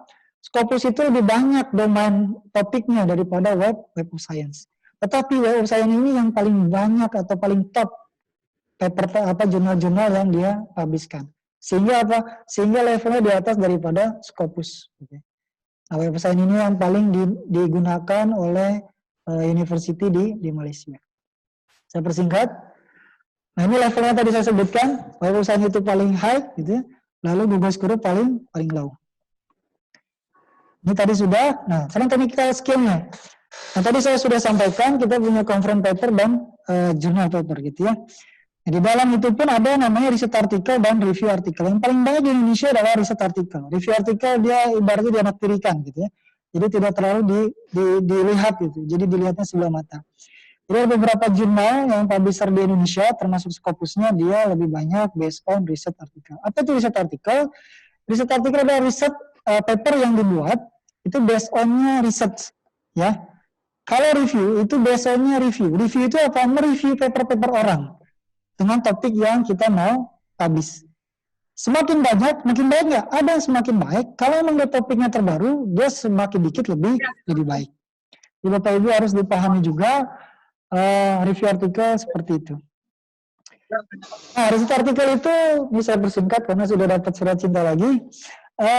Riset artikel itu at least panjang artikelnya untuk words-nya dari 7.500 hingga 9.000. Itu kalau kita menggunakan single column, spasinya 1,5 atau 2 spasi. Ya. Nah, typically-nya pace-nya 8 sampai 15 roughly gitu ya. Terus ada 5 figure, lalu ada 25 referen. Itu minimal sekali. Jadi selanjutnya apabila Bapak Ibu sudah biasa seperti itu, insya Allah Scopus, Web of Science, Bapak Ibu udah mencoba, mudah-mudahan bisa under review atau dipublish ya. Amin. Nah, ini review artikel yang tadi saya bilang, dia komprehensif ketika review gitu ya, on specific research topic. Berdasarkan riset yang tadi, kita mau review papernya. Nah, itu boleh. Dengan catatan apa? Minimal 15 page, terus 5 plus figure, table summary-nya ada banyak gitu ya, nanti saya tunjukkan. Lalu referensinya 70 itu minimal sampai 200 referensi. Nah, jurnal writing ini ada anekdot, walk home, fly, hingga sleep, dia berpikir untuk menulis paper. Nah, kalau saya ya sama lah kayak gitu. Jadi ketika tidur pun saya berpikir untuk mengerjakan papernya. Tapi pas bangun ternyata belum selesai. Oke, type jurnal. Jadi Bapak Ibu harus dipastikan bahwa review jurnal itu masuknya ke jurnal yang untuk review gitu ya. Dan riset jurnal itu harus masuknya ke jurnal riset gitu ya. Jadi jangan terbalik. Jadi ada cast member kita itu dia karena udah saking semangatnya gitu, dia tidak melihat bahwa jurnal itu ada tulisan review jurnal. Dia submit riset artikel. Nyata alhamdulillah 1 menit selanjutnya di reject Bapak Ibu. Jadinya apa? Jadinya tidak susah-susah payah untuk menunggu di rejectnya gitu ya, oleh editor. Nah, prosesing ini panjang. Jadi ada yang panjang, ada yang pendek, tergantung Bapak Ibu. Tergantungnya dari mana? Tergantung daripada draft paper yang kita buat. Kalau draft paper kita itu asal-asalan saja, tidak dinikmati, tidak dibaca dengan hati gitu ya, tidak diucap gitu dengan pelan-pelan, dengan seksama kalau saya bilang gitu, dalam tempo yang sesingkat-singkatnya. Nah itu tidak akan merasa gitu. Jadi kira-kira kita nulis paper ini untuk orang lain atau orang yang tidak paham pun bisa tahu nggak gitu. Itu yang harus kita clue-nya harus kita pahami lah gitu ya. Nah ini ada processingnya, ada submit, lalu di sini memenuhi atau tidak. Kalau memenuhi langsung ke sign oleh reviewer, lalu reviewer akan review dan give recommendation. Lalu di sini akan collect review recommendation. Di sini ada decision making-nya, diterima atau revisi atau reject. Nah itu simpel Bapak Ibu. Nah di sini saya kasih gambar kartun gitu ya. Jadi ketika ada satu orang siap-siap untuk men-submit papernya hingga tujuan publish gitu, dia diterima, itu banyak cabarannya kalau kata orang Malaysia gitu. Atau paling banyak godaannya, banyak onak durinya, banyak halangan rintangnya, termasuk diri kita sendiri. Itu apa? Malas Bapak Ibu. Ya. Jadi saran saya yang pertama hilangkan rasa malas dengan niat yang baik. Niatnya adalah kita tujuannya untuk to share, disseminasi daripada ilmu yang kita punya agar kepakaran kita diakui dan orang bisa tahu gitu. Oke, ini adalah strukturnya. Ada title untuk riset artikel, ada title, afiliasi, abstract, keyword, introduction, material methods, ada result discussion, conclusion, dan ucapan terima kasih serta reference ya. Dan ini adalah review artikel, ada title, afiliasi, abstract, keyword, introduction, conclusion, dan ucapan terima kasih serta daftar pustaka. Nah ini Bapak Ibu beberapa contoh title sebetulnya saya mau tunjukkan karena waktunya sudah terbatas dan sudah diberikan warning, jam tangan warning gitu ya. Jadi ini boleh saya share nantinya ya, Bapak Ibu boleh dibaca, boleh dipahami, lalu diamalkan ya, serta dipraktekkan. Tujuannya apa? Saya ini only motivasi saja, saya only share saja, saya only untuk membuka mindset Bapak Ibu bahwa writing skill itu tidak mudah dan tidak susah, tetapi yang susah adalah rasa malas yang harus kita lawan dengan based on data riset yang kita punya ya. Lalu kita harus pastikan bahwa paper yang kita tulis ini adalah riset artikel atau review artikel. Lalu selanjutnya kita harus mengacu author guideline. Lalu selanjutnya kita harus menulis sesuai dengan struktur manuskrip yang kita tuju, review artikel atau riset artikel. Caranya gimana? Kalau saya biasanya ketika based on daripada riset artikel, saya akan tulis dulu judulnya general, bukan judulnya menggunakan spesifik title. Contohnya apa? Misalnya saya transfer nama Fluida di automotive cooling system, itu general sekali, spesifiknya nanti gitu ya. Tetapi setelah itu saya akan tambahkan data di result discussion, table-tablenya, figure-figurenya gitu ya.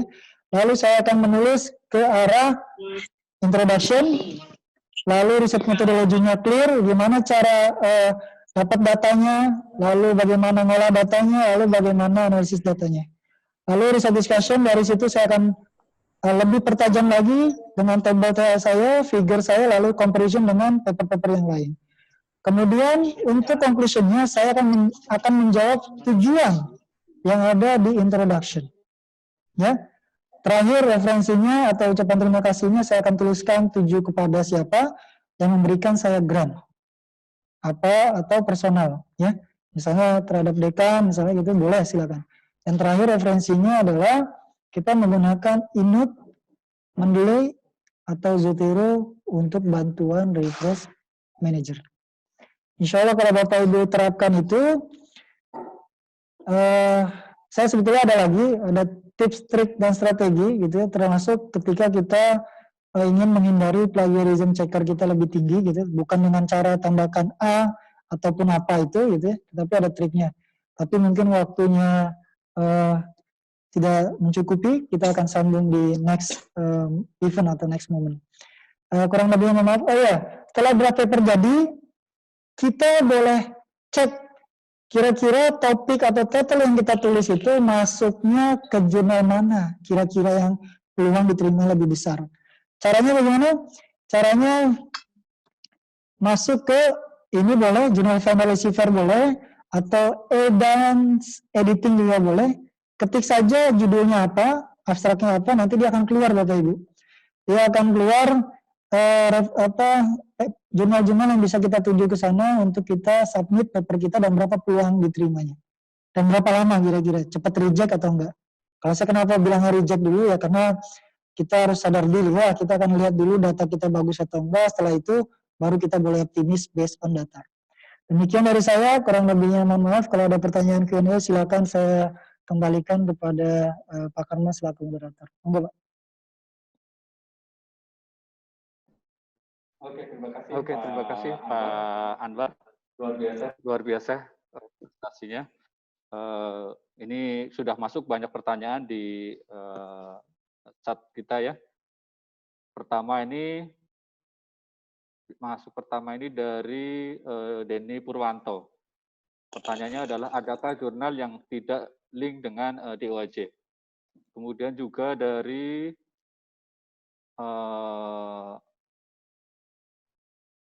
divisi konstruksi, kemudian dari Saifullah, ini banyak Pak, monggo Pak mungkin bisa langsung dijawab pertanyaannya menyikat waktu. Kami persilahkan kepada Pak Anwar. Untuk peserta mohon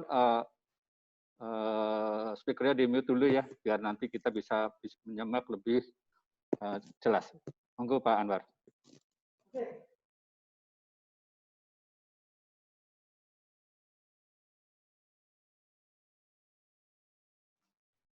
Adakah jurnal yang tidak link dengan DOAJ? Ada. Karena DOAJ ini indexing. Indexing ini maknanya kita yang mengajukan, kita yang apply. Ya Bapak Ibu ya.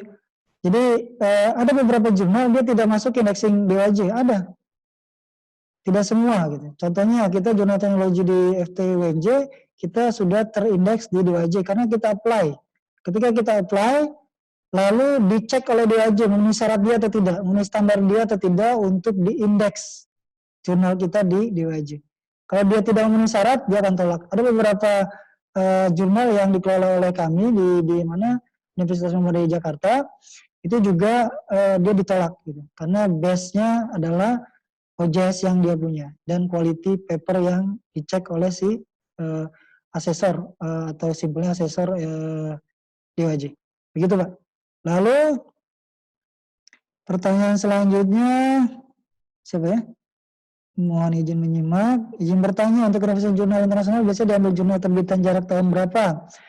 Nah, untuk ini Bapak Ibu pastikan terlebih dahulu gitu ya. Pastikan terlebih dahulu bahwa paper yang Bapak Ibu tulis itu up to date atau tidak gitu ya. Misalnya contohnya saya transfer ada tahun 95, ada tahun 90 gitu ya. Nah, itu saya boleh gunakan gitu. Tapi kalau dia lebih lama lagi boleh nggak? Boleh aja, tapi jangan banyak-banyak Bu, gitu. Atau jangan banyak-banyak Bapak Ibu ya. Jadi pastikan topik yang kita ingin angkat, gitu, kita ingin tulis itu banyak referensinya atau sedikit ya, depend daripada topik ya. Kalau saya biasanya begitu. Jadi jangan melulu kita mindset kita adalah referensi dulu terlebih dahulu dicari. Kecuali kita mereview artikel. Kalau review artikel dia spesifik topik ya otomatis kita harus banyak. Minimal emang 5 tahun lebih bagus gitu ya. Tetapi kalau dia lebih 5 tahun ya why not? Tapi jangan banyak-banyak. Misalnya dari 10 reference atau daftar pustaka yang kita punya, 10-10-nya tahun 81 misalnya. Nah, itu kan tidak etik gitu, tidak termasuk logik kalau dalam satu editor atau reviewer jurnal. Lalu setelah membuat jurnal apakah kita harus menjadi editor? Enggak. Ya. Editor reviewer itu adalah kelanjutan daripada kalau kita sering publish paper kita di jurnal. Kenapa saya saat ini ada panggilan untuk jadi reviewer sebagai editor, board gitu atau editor in chief? Itu karena dia melihat adalah publish paper saya atau kami di beberapa jurnal gitu ya, termasuk Scopus, Web of Science, atau Sinta gitu ya. Dan dia melihat itu, lalu dia kontak by email ke saya, gitu ya. Ataupun kalau Bapak Ibu ada yang menawarkan, ya silakan. Tapi diingat, tidak mudah gitu menjadi reviewer atau editor suatu jurnal, karena itu butuh pelatihan ataupun butuh experience masing-masing yang berbeda gitu ya. Karena sering biasa, mungkin dia akan biasa. Apabila belum, ya kita harus biasakan terlebih dahulu gitu ya. Terus apa ini? Untuk punya akun atau mencari editor reviewer yang sudah punya akun. Maksudnya apa ya Pak Saifullah? Kalau saya tangkap, untuk punya akun atau kita mencari editor reviewer, mungkin begini. Ada beberapa jurnal gitu ya, termasuk jurnal ISI atau Web of Science, Web of Science dan Scopus Journal. Dia mensyaratkan adalah kita mensuggest, kita meminta gitu ya. Kita meminta atau merekomendasikan beberapa calon reviewer yang akan mereview paper kita. Contohnya, saya tentang nanofluid gitu ya, di jurnal Web of Science Q1 gitu. Nah, dia meminta itu. Nah, saya sampaikan, saya linkkan dengan prof saya di S1, Prof. Eurizan Umar gitu ya. Lalu ada Prof. Nandi Putra, ada Dr. Azwadi, Prof. di UTM Malaysia. Lalu juga ada Prof. Talal Yusuf di Australia, ada juga Prof di Kingdom Saudi Arabia. Jadi itu yang mungkin yang dimaksud ya, itu ya harus kita informasikan kepada si jurnal. Tapi kalau yang disebutkan di sini kita mencari editor reviewer yang sudah punya akun, kalau dia JS itu tugas daripada editor, ya bukan tugas daripada si penulis. Kalau JS Indonesia ya atau di jurnal Sinta, itu bedanya. Assalamualaikum Pak, mau bertanya apakah manfaat dari jurnal yang telah dipublikasi? Oke. Tadi saya sebutkan, manfaat paper yang sudah publish di suatu jurnal itu adalah 5 tadi. Tapi yang saya rasakan itu atau yang saya niati ya kita share knowledge ilmu lah. Apabila kita sering share knowledge ilmu itu, orang akan membaca, dia akan tahu bahwa kita bidang pakarnya di sana, lalu dia akan merefer, disebutnya kalau saya adalah terhadap mahasiswa saya multi level marketing keilmuan. Itu yang akan terus menurun gitu. Kalau orang baca itu lalu dia decide, lalu dia bikin paper lagi, dia set paper kita, lalu dia akan set lagi, dia akan paper kita di set lagi, akan banyak gitu, maka otomatis apa? Ya kita akan mendapatkan, kalau disebut di Islam mungkin akan dapat pahala berantai lah gitu ya. Kalau saya disebut dalam mahasiswa saya multi level marketing keilmuan. Jadi dia akan terus turun-temurun hingga kita meninggal nanti. Itu adalah pattern sesungguhnya dibandingkan kita punya pattern yang berbentuk haki gitu ya. Itu bukan kita kesampingkan, tapi kenikmatan itulah yang sementara ini saya peroleh dan saya dapatkan. Jadinya orang bisa tahu expert saya di bidang energi baru terbarukan, di transfer, nanofluid. Ya. Assalamualaikum Pak, izin bertanya, jika kita mau upload jurnal itu lebih baik ke yang berbayar atau yang free, dan apa kekurangan dan kelebihannya? Oke. Dalam dunia ini, dalam dunia akademisi yang tadi disampaikan, memang betul jurnal itu ada 2 type gitu ya, ada yang free, ada yang berbayar ya. Ada yang free, itu kelebihannya free Bu, atau Bapak Ibu, kelebihannya tidak berbayar gitu ya. Tetapi kekurangannya kita harus siap dengan data yang bagus gitu ya, tulisan yang oke, rating language-nya ya maksud saya, atau grammar segala macam, dan juga kita harus bisa membuat itu lebih better, lebih baik daripada paper-paper yang kita bisa tulis. Apabila kita bisa seperti itu, insya Allah masuk ke free-nya gampang. Contohnya apa? Saya masuk ke Scopus Q2 di Thailand, itu ketika saya submit seminggu ini, minggu besoknya sudah dapat minor gitu, minor correction, lalu saya langsung perbaiki, lalu saya refresh papernya, langsung saya kirimkan, submit lagi, upload lagi, lalu diterima. Ya, seminggu kemudian tinggal menunggu waktu untuk publish, waiting list publish gitu ya. Itu memang ada faktor laki juga, ada juga faktor daripada kekuatan data yang tadi saya bilang. Karena kebetulan saya tentang nuklir reaktor, dan itu betul-betul belum ada modified nuklir reaktor 3 khususnya di Bandung dan seluruh dunia, dengan menggunakan elemen bakar yang kita punya di Batan Serpong. Itu saya justify bahwa itu adalah terbaru, novelty saya, so itulah yang bagusnya. Jadi Bapak Ibu kalau bisa mempresentasikan itu di luar daripada ekspektasi daripada editor dan reviewer, monggo silakan. Itu free, insya Allah bisa diterima. Kalau tidak bisa, maknanya kita turunkan level kita ya, kita otomatis ya cari berbayar yang murah gitu. EPC yang murah itu ya kalau saran saya Q3, Q4 lah.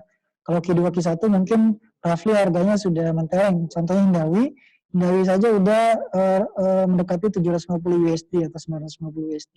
Gitu ya.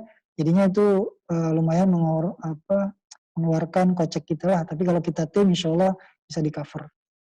Ya, nah kalau yang EPC kekurangan kelemahannya, kalau kekurangannya ya kita harus berbayar. So jadi harus siapkan kocek. Kelebihannya ada kalau bagi saya kelebihannya ya tetap di data kita juga. Ada juga data kita yang standar-standar saja bisa diterima. Ada juga data kita yang high data, gitu, high quality data tetap bisa di reject. Itu sejauh mana penulisan kita di draft paper. Tapi maknanya apa? Maknanya kita harus try, kita harus coba. Karena masing-masing jurnal itu berbeda polisinya, kebijakannya. Ada yang dia mengharapkan betul-betul bidang ini, dan apalagi dari Indonesia gitu, misalnya case-nya untuk sosial atau engineering aplikatif, dia akan terima itu. Ya, oke. Saya Hendy dari BP Karawang, mau motivasi singkatnya Pak untuk mahasiswa lebih. Oke. Nah, ini motivasi. Yang pertama untuk para mahasiswa dan dosen sekalian, banyaklah membaca. Nah, banyaklah membaca jurnalnya. Kalau ingin membuat jurnal, sering-sering membaca jurnalnya. Satu hari itu satu jurnal gitu, tolong ditulis gitu. Lalu dibuat. Kira-kira dia mendapatkan finding apa dari jurnal dari paper tersebut yang berkaitan dengan topik Anda ingin kerjakan risetnya atau skripsinya. Itu yang kedua, yang pertama. Terus yang kedua, motivasi singkatnya apa? Setelah kita membaca, tolong buat papernya apapun itu. Kalau saya ketika saya semester 2 di 1 kalau nggak salah itu semester 1 di nuklir, saya ketika praktikum saya tambahkan variabelnya, saya minta izin dengan asisten lab dengan dosen yang bersangkutan, lalu saya eksperimental sendiri, didampingi oleh si asisten labnya. Jadi apa? Dari sana saya dapat variabel yang lebih, datanya bisa banyak gitu ya, lalu saya buat tabel dan grafnya, lalu saya bikin satu paper. Nah, jadi Bapak Ibu boleh dosennya terutama boleh mencoba itu gitu, baca paper lalu coba untuk dia berimprove gitu. Terus yang ketiga apa? Yang ketiga sering-seringlah membuka jurnal gitu. Tapi tujuannya bukan untuk membaca tetapi untuk melihat kelebihan dan kekurangan suatu jurnal yang dipublish tersebut ya. Setelah itu insya Allah dia atau teman-teman mahasiswa bisa membuat paper di semester akhirnya gitu. Contohnya beberapa mahasiswa saya di sini ada alumni dari bimbingan saya sudah join di sini. Alhamdulillah dia sudah merasakan nikmatnya dikejar-kejar oleh Pak Anwar untuk membuat jurnal gitu ya. Sampai saat ini dia berhasil alhamdulillah. Jadi pada join di sini semua gitu. Ya, karena kangen dengan dosennya gitu. Oke, saya lanjut Pak artikel Scopus selalu ditulis oleh tim. Lalu bagaimana pembagian tugas pada masing-masing penulis? Oke. Artikel Scopus, jangankan Scopus. Semua artikel riset, based daripada riset atau review artikel sekalipun, dia pasti tidak mungkin sendirian Bapak Ibu. Walaupun kita melakukannya sendirian. Kita makhluk sosial, kita makhluk yang disebut hablum minannas. Kita pasti punya ketergantungan terhadap manusia. Contohnya gimana? Contohnya ketika Panana punya data, punya draft paper, dia discuss dengan saya. Apakah saya tidak punya peranan terhadap papernya Panana? Tidak kan? Terus Pak Karna juga begitu. Ketika discuss dengan saya, minta mereview, minta apa, apakah saya tidak punya peranan? Saya punya saja, saya punya advice di sana. Tetapi memang betul, saya tidak melakukan riset bersama dia, tapi dia untuk papernya. Ya, untuk papernya Bapak Ibu. Jadi tolong dipahami, untuk papernya, bukan risetnya. Kalau risetnya, ya terserah Bapak Ibu ya. Kalau bilang klaim, saya sendirian loh mas, boleh, why not? Tapi ketika nulis paper, apakah sendirian juga? Itu jadi pertanyaan. Makanya asesor PAK Dikti, dia pernah saya baca itu ketika komennya ditulis, ini dipertanyakan kenapa sendirian. Nah, apakah matinya juga nanti sendirian? Nah, jadi Bapak Ibu harus pahami kita kolegial. Kalau riset, oke, sendiri, silakan, monggo. Tapi kalau paper sendiri juga silakan juga, nggak jadi masalah. Tapi pasti nanti akan dipertanyakan ketika kita mengajukan apakah kepangkatan, apakah BKD, apapun itu. Ya. Jadi lalu pembagian tugasnya bagaimana? Nah, kalau di dunia Europe lah atau Western gitu, di negara maju, urutannya begini. Yang pertama itu dia yang bekerja keras gitu, ibaratnya mahasiswanya lah. Kalau di simpelnya, kalau di sini berarti apa? Mahasiswa satu ya, mahasiswa satunya atau S2 atau S3-nya. Lalu yang keduanya dia promotornya atau kopromotornya atau dosen pembimbingnya. Lalu yang terakhir kalau dia cuma bertiga ya adalah pembimbing yang punya idea. Nah, idea inilah yang berperan penting di dalam suatu penulisan paper atau research. Nah, pembagian tugasnya bagaimana? Ada beberapa trik sebetulnya. Yang pertama, nulis data, ngolah data, bikin draft paper, oke. Yang kedua, dia mengecek editingnya, review papernya, segala macamnya, boleh. Lalu yang keempat, ketiga, misalnya sang profesornya, dia yang melihat idenya utuh atau tidak. Nah, itu tinggal dibagi tugasnya. Seperti itu Bapak Ibu. Ya. Ini dipersingkat 10 menit ago, again ya. Oke. Lalu bagaimana Pak untuk membuat kolaborasi yang baik dalam penulisan jurnal? Nah, tadi saya sudah sampaikan, kolaborasi yang baik itu jangan saling mau buru-buruan gitu ya. Misalnya kita punya tim riset antar departemen atau antar jurusan atau antar universitas atau antar fakultas. Nah, di sana peranannya misalnya gini. Saya mesin, bidangnya energi, heat transfer and fluid. Ya karena saya basically adalah data saya semua gitu, ya saya menulis satu lah gitu ya. Lalu saya suggest untuk Pak Karman dengan Pak Nana, bidangnya Pak Nana adalah ergonomik, Pak Karman adalah material dengan energi. Ya, saya akan libatkan gitu. Akan libatkannya di mana? Tolong di review, tolong dicek yang tadi saya bilang. Lalu ID-nya tolong ditangkap utuh atau enggak. Kalau enggak diutuh, ya bisa enggak direvisi. Kalau bisa ya kita bisa discuss lah apa yang perlu kita revisi. Tapi data perlu ditambah atau enggak, comparison dengan yang lain atau enggak. Biar kita kuat strong di research discussion.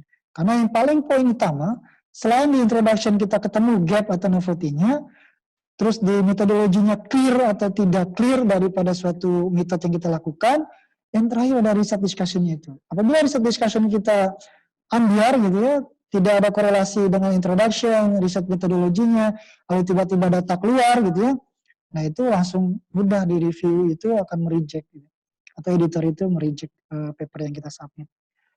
Lalu bagaimana menentukan membuat judul title jurnal yang memberikan impact signifikan terhadap naskah. Nah tadi sebetulnya saya mau tunjukkan gitu di slide itu bagaimana cara membuat title gitu. Ketika general, yang tadi saya contohi transfer and fluid di automotive cooling system itu general. Lalu saya akan perjelas dia berbentuknya eksperimental kah, numerical kah. Lalu saya akan perjelas lagi nanofluida apa yang saya punya. Lalu dari nanofluida itu saya dapatkan apa improve-nya atau tujuan goalnya apa, transfer koefisien tinggi kah, ya kan? Lalu automotive cooling system itu dia menggunakan apa sistem yang ada, ya kan? Jadi clear di sana. Itu sebenarnya dalam slide saya ada, ya. Nanti boleh Bapak Ibu dan adik-adik mahasiswa atau teman-teman mahasiswa baca, jadi boleh coba dipraktekkan. Apabila bingung, silakan japri Pak Karman, Pak Nana, lalu kita boleh share kembali gitu. Oke, cukup. Ada lagi Bapak Ibu? Izin bertanya, bagaimana menghadapi jurnal predator yang ternyata terindeks di Scopus? Nah, ini Bapak Ibu, ini yang banyak pertanyaan yang menggelayut gitu ya, di segelintir atau di semua lah, banyak dosen dan peneliti gitu ya. Bagaimana Pak kalau jurnal Scopus kita masuk predator? Nah, yang menarik, saya sebetulnya bilangnya bukan predator gitu ya. Kalau saya sih secara pribadi saya menyebutnya adalah perang gitu ya. Perang daripada sesama publisher untuk antara hidup atau tidak hidup gitu. Hidup dan mati lah simpelnya gitu. Kalau saya bilangnya begitu. Kenapa begitu? Karena begini. Di dalam PAK Dikti dia menyebutkan list jurnal predator. Ya. Sedangkan ketika kita ajukan PAK dia akan selalu bilang kita tidak panduannya list jurnal predator tersebut gitu. Atau Jeffrey Bell lah saya sebut gitu. Kan aneh.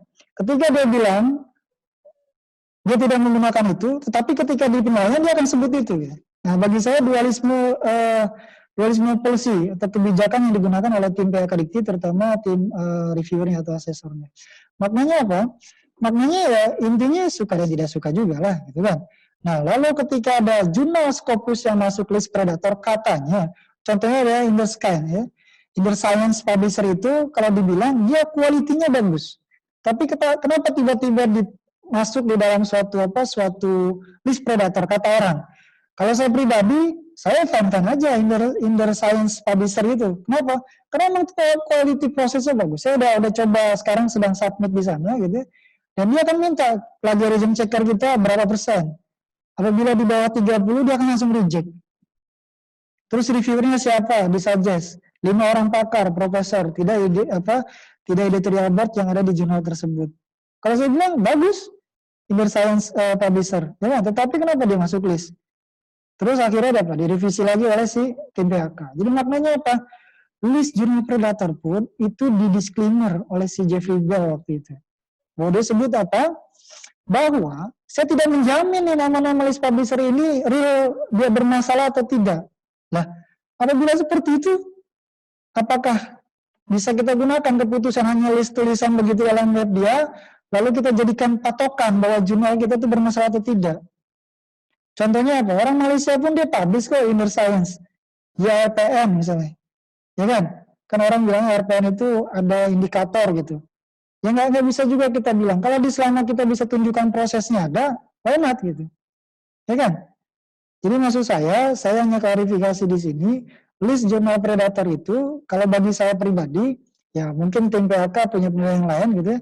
Kalau saya pribadi dia ya sesama lah kalau saya bilang masalah ekonomi, kekuatan ekonomi dunia gitu ya. Jadi semuanya maunya ke sign direct semua atau fair semua, tidak perlu lagi ke jurnal Scopus yang kecil-kecil ini. Kenapa? Karena kalau kita udah jadi satu di sign direct semua, ya otomatis dia akan jadi hegemoni lah. Dia akan jadi kekuatan monopoli Scopus dunia gitu. Nah, untuk itu ya kalau saya untuk saat ini Bapak Ibu sekalian ya boleh lah untuk memastikan dia tidak masuk list jurnal, silakan pelan-pelan, hati-hati lihat skema GoJR, lalu lihat list jurnal predatornya kalau memang ada atau tidak. Kalau tidak ada boleh langsung proceed, coba submit di Q3, Q4 dulu. Kalau datanya strong boleh Q2 dan Q1. Oke, selesai. Alhamdulillah pertanyaannya sudah habis ya. Jadi demikian Bapak Ibu, mudah-mudahan ada manfaatnya bagi kita semua. Saya mohon maaf ada kesalahan kata maupun ada intonasi maupun ucapan yang tidak berkenan di hati Bapak Ibu sekalian. Saya mohon maaf apabila ada yang benar. Terima kasih juga kepada Bapak dan Ibu semuanya yang telah berpartisipasi dalam seminar Mechanical Engineering Ramadan Edition di Universitas Buana Perjuangan. Mungkin dari kami cukup sekian. Mungkin ada yang disampaikan lagi dari Pak Nana?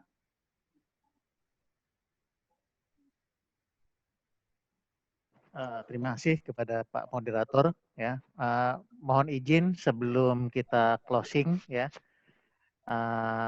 agar semua peserta mengaktifkan kameranya. Ini mau diambil sesi foto bersamanya ya. Saya ambil screennya, screenshot.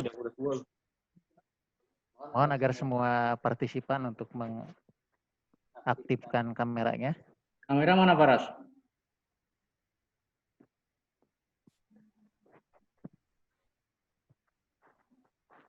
Paras mana? Mana kamera ini? Pak Denny, Pak Jaka, Abi, Tito, Ngaktifin Pak kamera. Irfan, Pak Amir, Aktifin kamera. Pak Hendy, juga. mohon untuk sebentar mengaktifkan ininya. Dia udah aktif. Udah aktif nih. Itu loh. Udah, Pak. Oh ya. Ibu Dini, mohon bisa bantu mengaktifkan kameranya sebentar. Baik, saya pulang.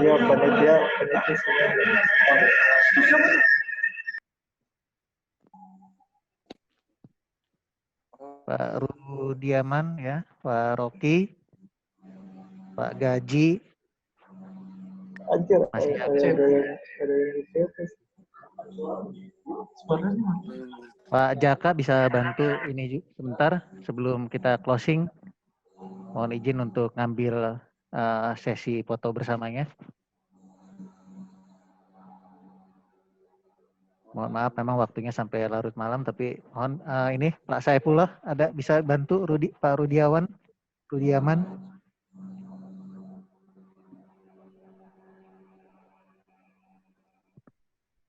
Oh, ini yang slide screen kedua apalagi masih banyak yang belum aktif ya. Ini gimana ya? Pak Amir mungkin?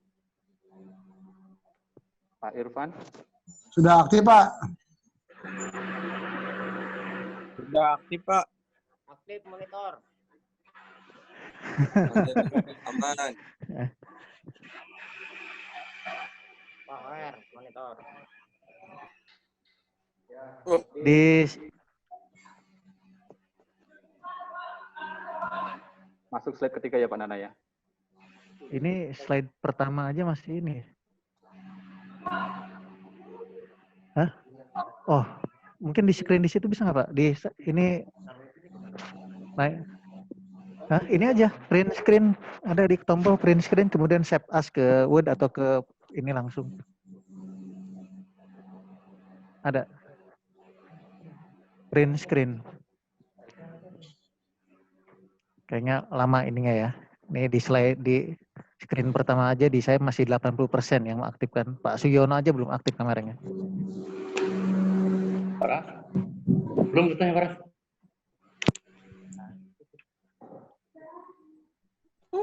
Belum, dia bilang.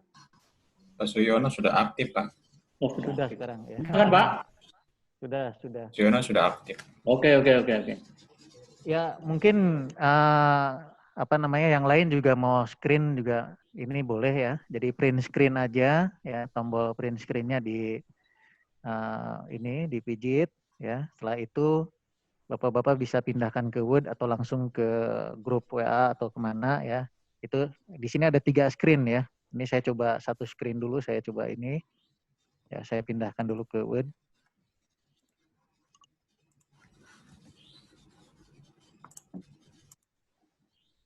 Soalnya Sebelah mana ya Pak tombolnya? ada app samping app 12 biasanya. Ya. Oke, saya udah screenshot satu ini. Saya coba yang keduanya. Screen yang kedua.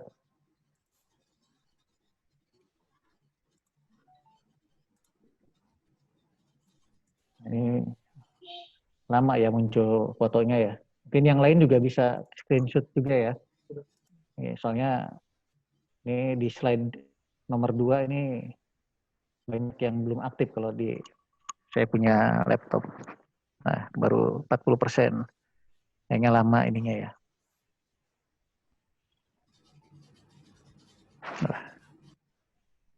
Oh, malah nggak ada sama sekali. Yang lain? Udah cukup ya? Oke, mungkin karena banyak yang juga yang coba screenshot ya. Saya coba screenshot kayaknya memang koneksinya melambat ya. Jadi kalau buka screen berikutnya justru nggak pada muncul ininya. Mungkin nanti beberapa peserta juga bisa share nanti ke grup ya. Oke, mungkin itu saja. Terima kasih banyak ya. Saya kembalikan ke moderator untuk ditutup acaranya. Terima kasih.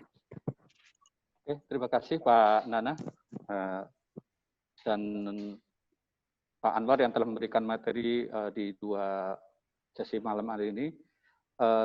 Sebelum kami tutup, kita baca dulu dengan, sorry, ada yang, halo? Bapak dan Ibu semuanya peserta seminar malam ini, mari kita tutup seminar kali ini dengan bacaan hamdalah bersama. Alhamdulillahirabbil alamin. Alhamdulillahirabbil alamin. Sampai jumpa pada seminar kami selanjutnya. Terima kasih atas partisipasinya. Mudah-mudahan materi yang kami Anwar bisa memberikan kontribusi positif buat kita semua. Amin. Assalamualaikum warahmatullahi wabarakatuh.